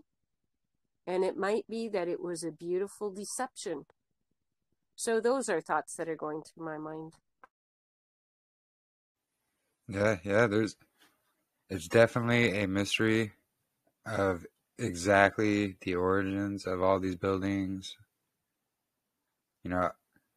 Personally, I believe they were the pre-flood buildings, and they were built by the Nephilim that were around back then, or with the help of Nephilim. Which is why we see these huge door openings and things like that. I believe they were built pre-flood. They were refacaded. There was definitely some kind of reset that happened at some point with, the population and everything. There's a whole bunch of interesting theories. It's hard to say for sure what exactly they are. So yeah, it's definitely a mystery for sure.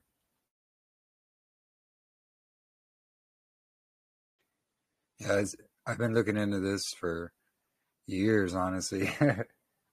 It just seems like the deeper you go, like the more questions there are. Like you'll get so many questions answered, but then 3 times as many more questions pop up after that. It just goes deeper and deeper. It's just really fascinating. And I wanted to ask another question. One of the things that might cause people to question the veracity of the Dead Sea Scrolls and the group that was there, was the story about the Essenes, and there was horoscopes there. And I don't know the truth of all that. I wonder if anybody's investigated that further. So they call them horoscopes and such. That's not true at all. That's not what those scrolls, they're not describing, horoscopes. What it's talking about is these different things about like lightning, and it can represent this or that or another thing. It's not really like a horoscope. It's just their explanation on things. And they then misrepresented it so that people would want to stay away from it, that have been trained, you don't do zodiac stuff. And so it's Eastern magical stuff. And okay. Yeah, well, I think they accomplished it for quite a few of us for quite some time. That they did. And, that's another thing as well. They call them the Essenes. And they say, they were these crazy, vegans that had all these weird Jewish rituals and so forth. And all this, like, nonsense really to steer the average person away. But when you actually look into them, not once do they call themselves Essene ever. They call themselves the Sons of Zadok. They call themselves the Yahad, which means, togetherness, like a community togetherness. The same thing, it was found in Egypt as well with the Temple of Onias. He was the son of Zadok. He went to Egypt. He built actually a temple there in Egypt to Yahuwah. And that's where this temple was running at the same time as the second temple was in Jerusalem when it was usurped. And actually in some of the PDFs I have, in the more recent one about the calendar, I show the connection between the New Testament and the Dead Sea Scrolls, how Messiah, when he fled to Egypt to escape Herod, he went to the land of Onias and was there being trained by the sons of Zadok growing up. Then when he comes back, he got baptized in Qumran by Yohanan the Immerser, who was a leader in the Qumran community. So it shows just the connection right there with Messiah in both communities. We see Messiah observing the Zadok calendar in the scriptures. It's the only calendar that fits with that observance of Passover that's specifically described there.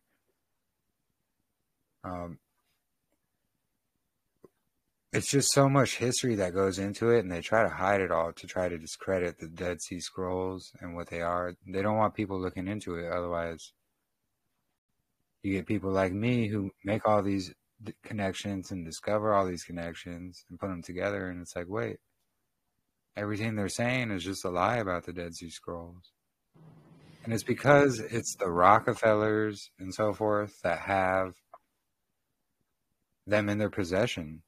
It's exactly what it is. It's the synagogue of Hasatan themselves. They have it in their possession. They don't want the truth out there. It makes sense that when Yahushua went to the temple when he was younger, when they went to Jerusalem for the feast, and Mary and Joseph couldn't find him, and he was in the temple talking to the priests, and they were amazed by what he knew.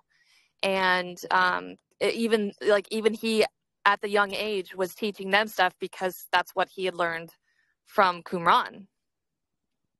Yeah, exactly. Story when he was 12. Isn't there something significant, the mitzvah, or there's some kind of ceremony when boys turn 12? Does that have anything to do with the temple going about his father's business because he's taking on his Yahweh's ways? Yeah, they're recognize the bar mitzvah, that they're the son of the law. That's whenever they take their responsibility then for their own actions. So if they do something crazy like break out a neighbor's window, not that they probably had that back then the community doesn't go to their father now, they go to him, and he takes responsibility for doing the work and paying it back or whatever. That's part of that responsibility. Is that Zionist or is that biblical? Yeah, no, I was about to say that's more of a rabbinical tradition. Is it? Than biblical.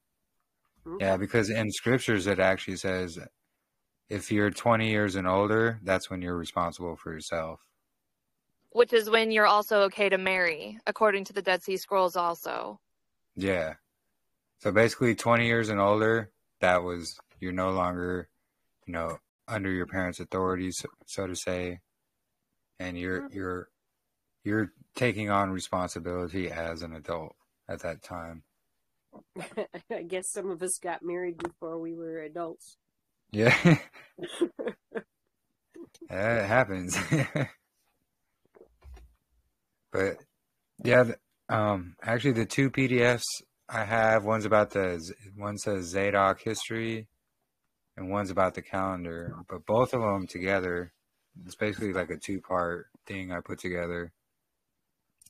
But I go into the history and I trace the sons of Zadok through scriptures all the way back to King David. He was the high priest of King David, and actually related to King David too. Which is why, in the Dead Sea Scrolls, it talks about a Davidic Aaronic Messiah, like a Messiah from David and Aaron, which actually, if you trace back Mary and John's lineage, John's from David, but Mary was from Levi. So he's literally from David and Levi, which is what the Dead Sea Scrolls talk about as well, which I think a lot of that was removed from the New Testament as well. Because there's a lot of I'm books. interested in that. Yeah. Yeah. So, Jeremy, just an insertion of what you had said earlier, just a little bit off topic, kind of going back to the cathedrals. If they were built pre-flood, the only thing I have to say to that is, like the pyramids have erosion that is recorded on it. I don't know if there's any erosion recorded on these cathedrals. Well, yeah, that's what I was kind of talking about as well, is they've been refacaded and basically refaced, like who knows how many times, honestly. But I think a lot of them were there from before the flood, and they've been uninhabited and then re-inhabited and so forth and so on throughout the years until we get to today, and they were all recently refacaded and basically redone, as we see in the 17 and 1800s, even early 1900s as well. But there's something definitely fishy about them all. They all have these same narratives. All the designers somehow won a contest. A lot of them burnt down. A lot of them have fires. That's the hard thing. It's really hard to know their origins, honestly.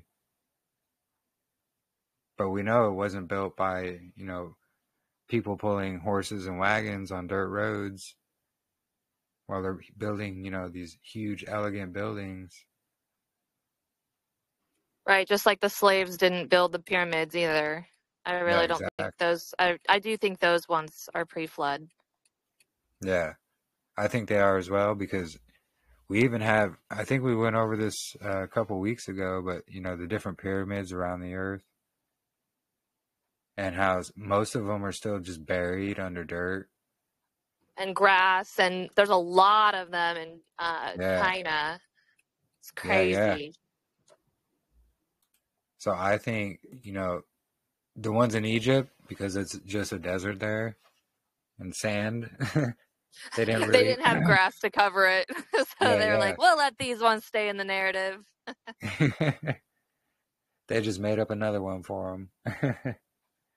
But yeah, and the ones in the jungle too, South America and so forth. Yeah. The Mayans and...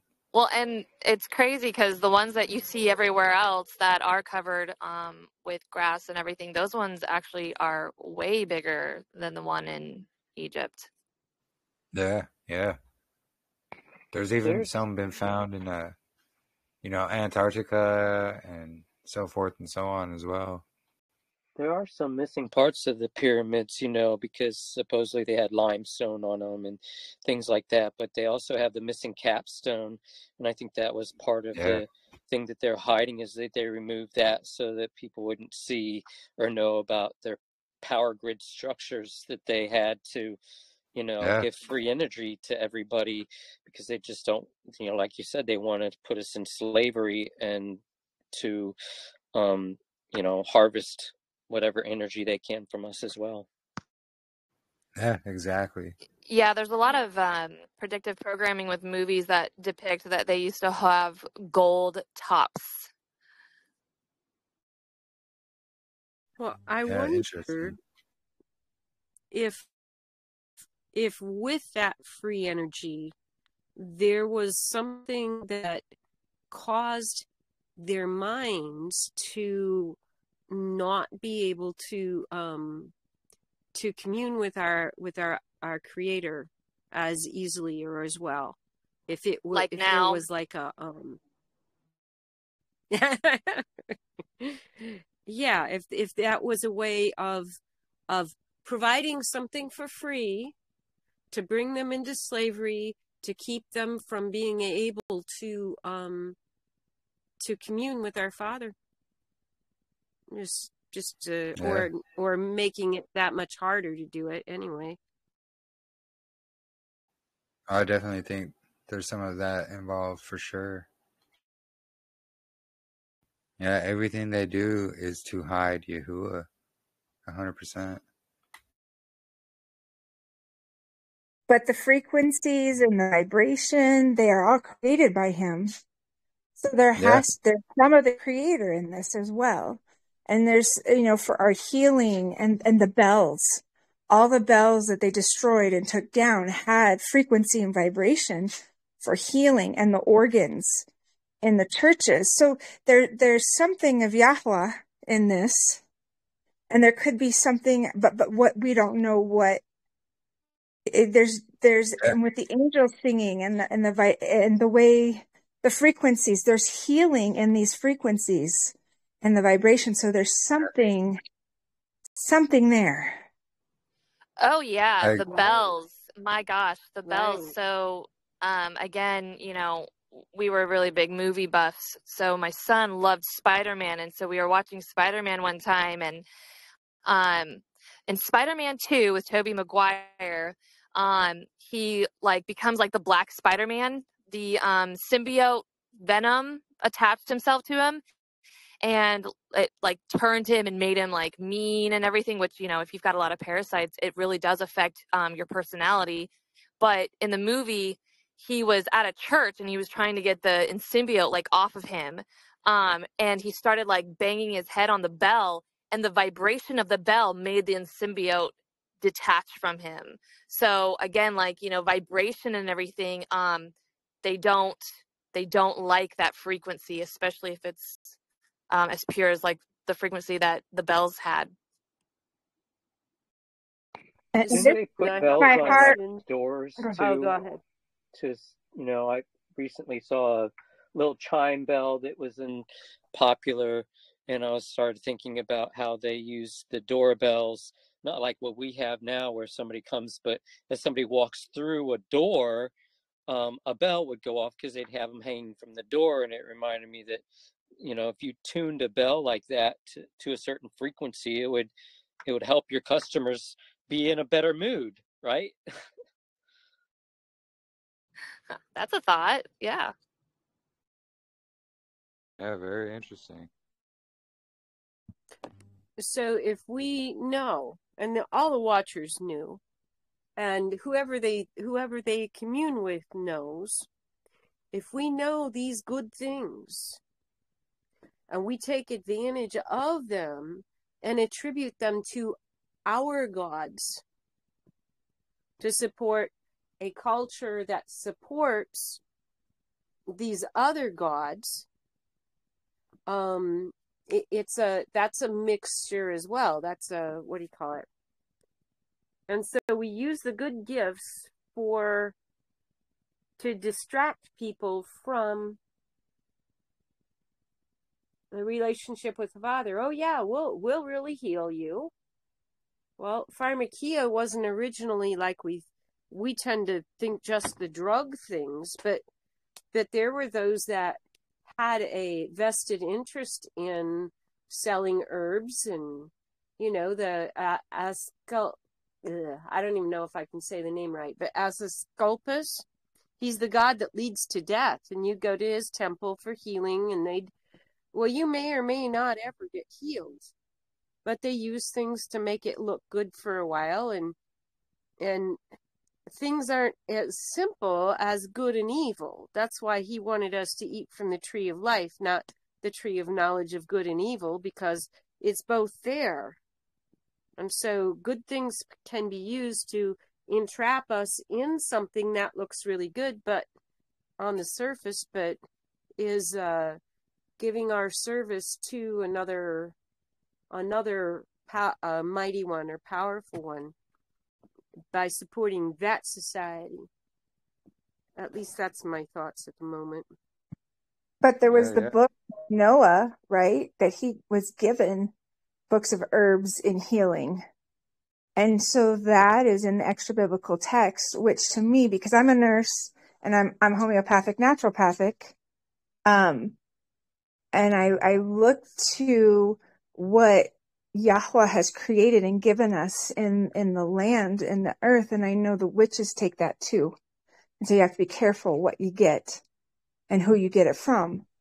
But he's created this, and it's been perverted and taken and put out of context when it's his creation, and Hasatan has perverted it.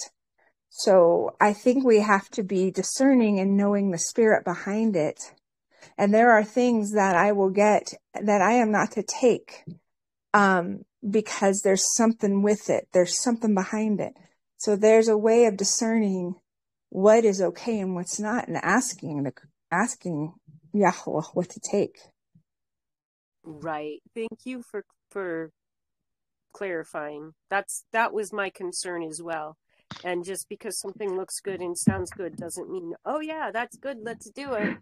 We need to know from him what to do. Well, he does say that calling good evil and evil good is wrong. He says he is good, he knows evil, that he always does good, and he wants us to be like him. So there's some things that I think that people use for evil or call it's evil, but it's actually good.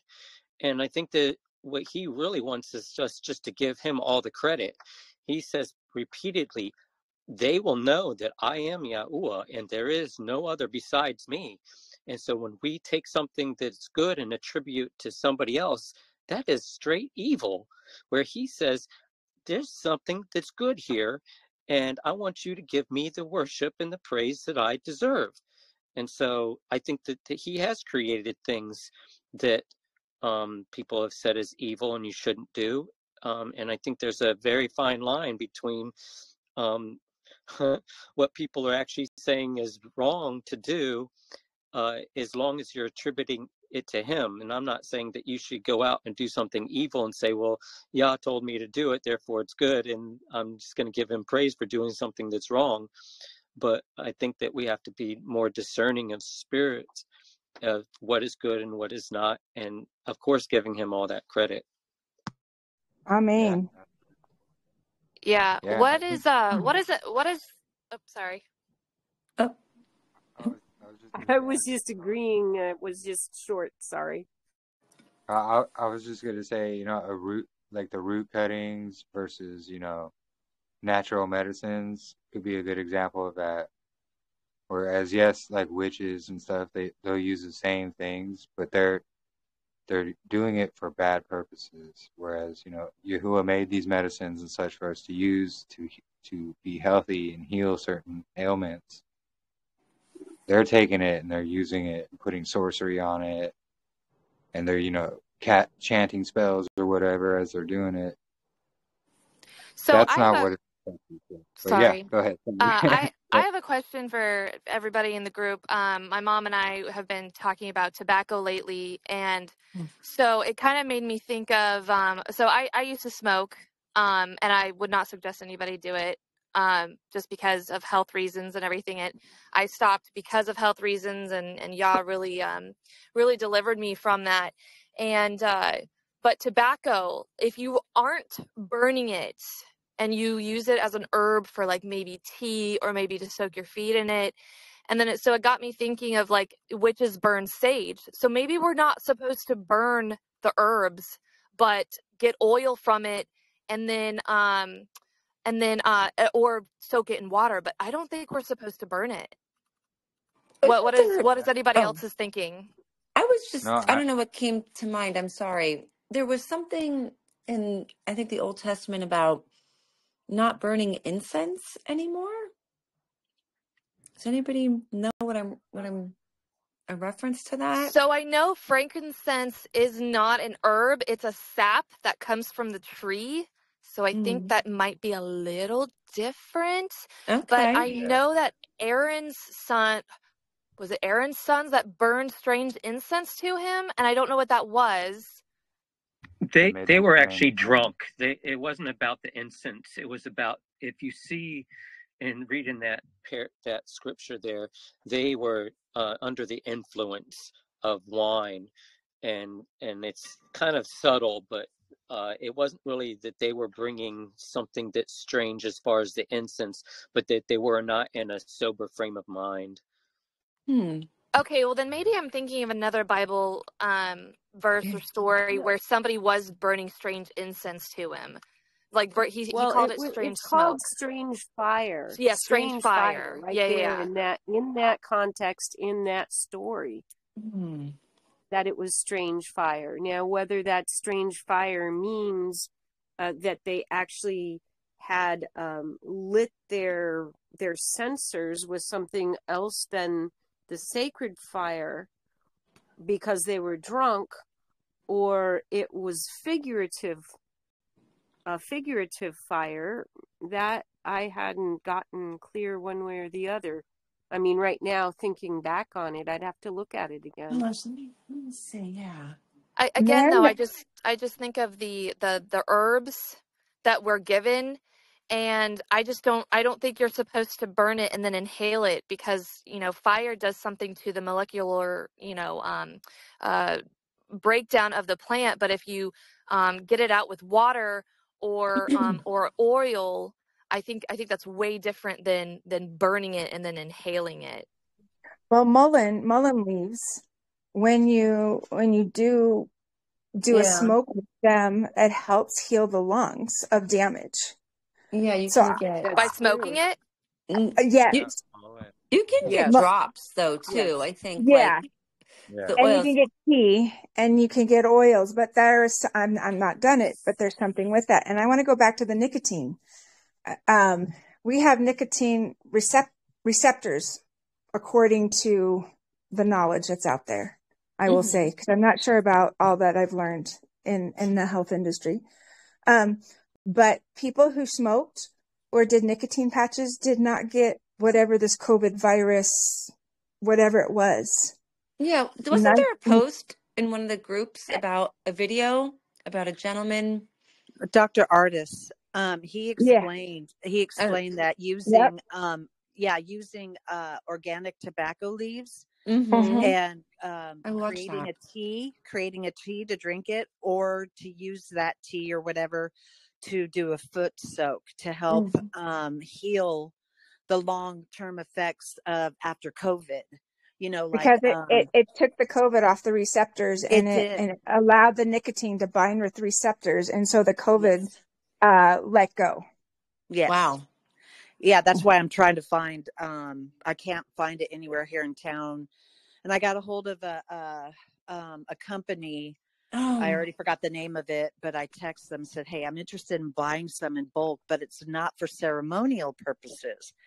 I said it's for medicinal healing or for medicinal, but they haven't responded yet. So I will. Yeah, I was doing the same thing. I was looking on Amazon, and there's a website, I think it's called leafonly.com, that I was looking into, that I think it says it's for ceremonial purposes, but it still has all low grade tobacco leaf, still has the nicotine in it. Ways you can get it, but I forgot the name of the company, but hang on. Yeah, it's interesting how they mentioned it's ceremonial, and I thought, wow.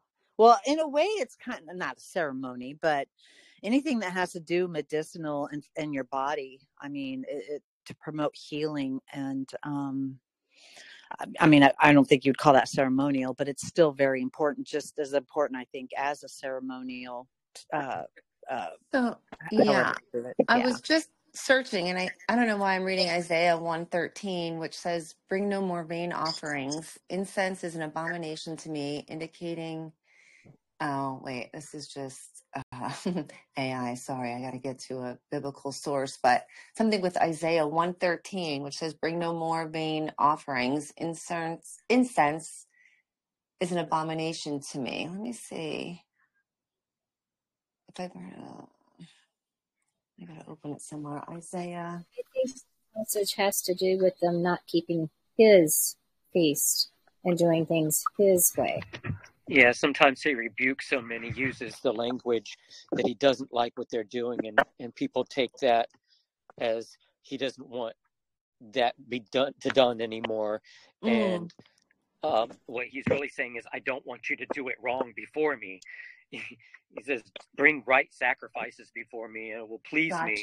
But when you do wrong sacrifices, it doesn't. So I don't want you to do the wrong sacrifices. And when people read the way he's said it, they think that, well, I just don't want you to do any sacrifices. And that's just not the case. He loves to be offered willing hearts and sacrifices. Gotcha. I think, yeah, because it goes on to say, well, this is just the English Standard Version that I Googled really quick, but bring no more vain offerings, incense is abomination. To me, new moons and Sabbath and the calling of convocations, I cannot endure iniquity and solemn assembly. And so interesting. The new moon's in there too. It goes along with the same argument that we were listening to earlier about the guy who says that, in the bathrobe, that said he didn't think that we should be doing any feast days anymore because we're not doing them where he prescribed. And so people take those things out of context and say, well, you're not supposed to do any of that anymore. Mm-hmm. Yeah, exactly. And one other thing came to my mind when we were talking about the sound vibration, that I was trying to see if there was any correlation between like wind chimes and a Bible verse. Like wind chimes were like so popular back. I don't know if they're that popular anymore, but 30 years ago, you felt like everybody had them. I wonder if there's any. They probably do have something to do with all that. But like it was saying, there's natural the frequencies that come from Yahuwah, basically, and then we have the man-made ones as well. Right. That's kind of what I was alluding to earlier when I was saying about the doorbell chime, is that people would put those doorbells on there to ward off like evil spirits. And so chimes somewhat do the same thing, or like the bells, right? The bell was warding off the parasite, in the Spider-Man illustration. So the idea is that wind chimes can produce a sound and a frequency that doesn't necessarily maybe ward off that, but maybe produces some kind of healing when you hear it. Yeah. I think I downloaded this app, Brainwaves, that I think has all these like, kind of like the things that we were watching earlier with like, it would, and instead of salt, it would be like light with the sound that's kind of moving and making different shapes. I don't know where I got this from. I would also be very careful of listening to binaural beats. I had an experience where I was listening to certain types of frequencies to sleep and things like that. And I had an experience once where I actually had, it was very scary. I had the experience where sleep paralyzing. And in the moment, I literally was paralyzed, and the entity tried to speak in my ear, and I fought against it and got on my knees and started calling out on Yahusha. And then I went and immediately went to go take a shower, and that vibration was still kind of on me for an hour or two. It eventually went away, but I never did the binaural beat or the listening to those frequencies after that because of the chakra stuff, right? They put them in those this aura cleansing beats or oral, all these different types of frequencies that the chakras type of people use for these the healing frequencies, right? I thought I was doing something good, yeah, and it turned turned out to me to have a poor experience where I didn't want to experience that anymore. Yeah. And I think it also has a lot of New Age leading into astral projections and things like that as well, which we should avoid. Well, thank you for sharing. I didn't know, but I have experienced the same sleep paralysis as you described several times in my life. But I've never really, I mean, I didn't know anything about this, when that's happened. So I can't recall what maybe I did or was listening to or was going on when those have happened. But yeah, it's pretty scary. And you are fighting. You're like fighting to move. And please, I always pray, put your host of angels around me, protect her and minister to me as this is happening until they flee. Yeah. That's a real deal. Yeah, sleep paralysis is no joke. I've known a couple people that have had it. I've never experienced it myself. But So it's what always exactly happens with sleep paralysis? Exactly. I feel like who was talking before? I don't have my glasses on. Was it Lee or was it No, it was Jakob. Okay. I can only say that I'd only had it happen to me that one time because, like I said, it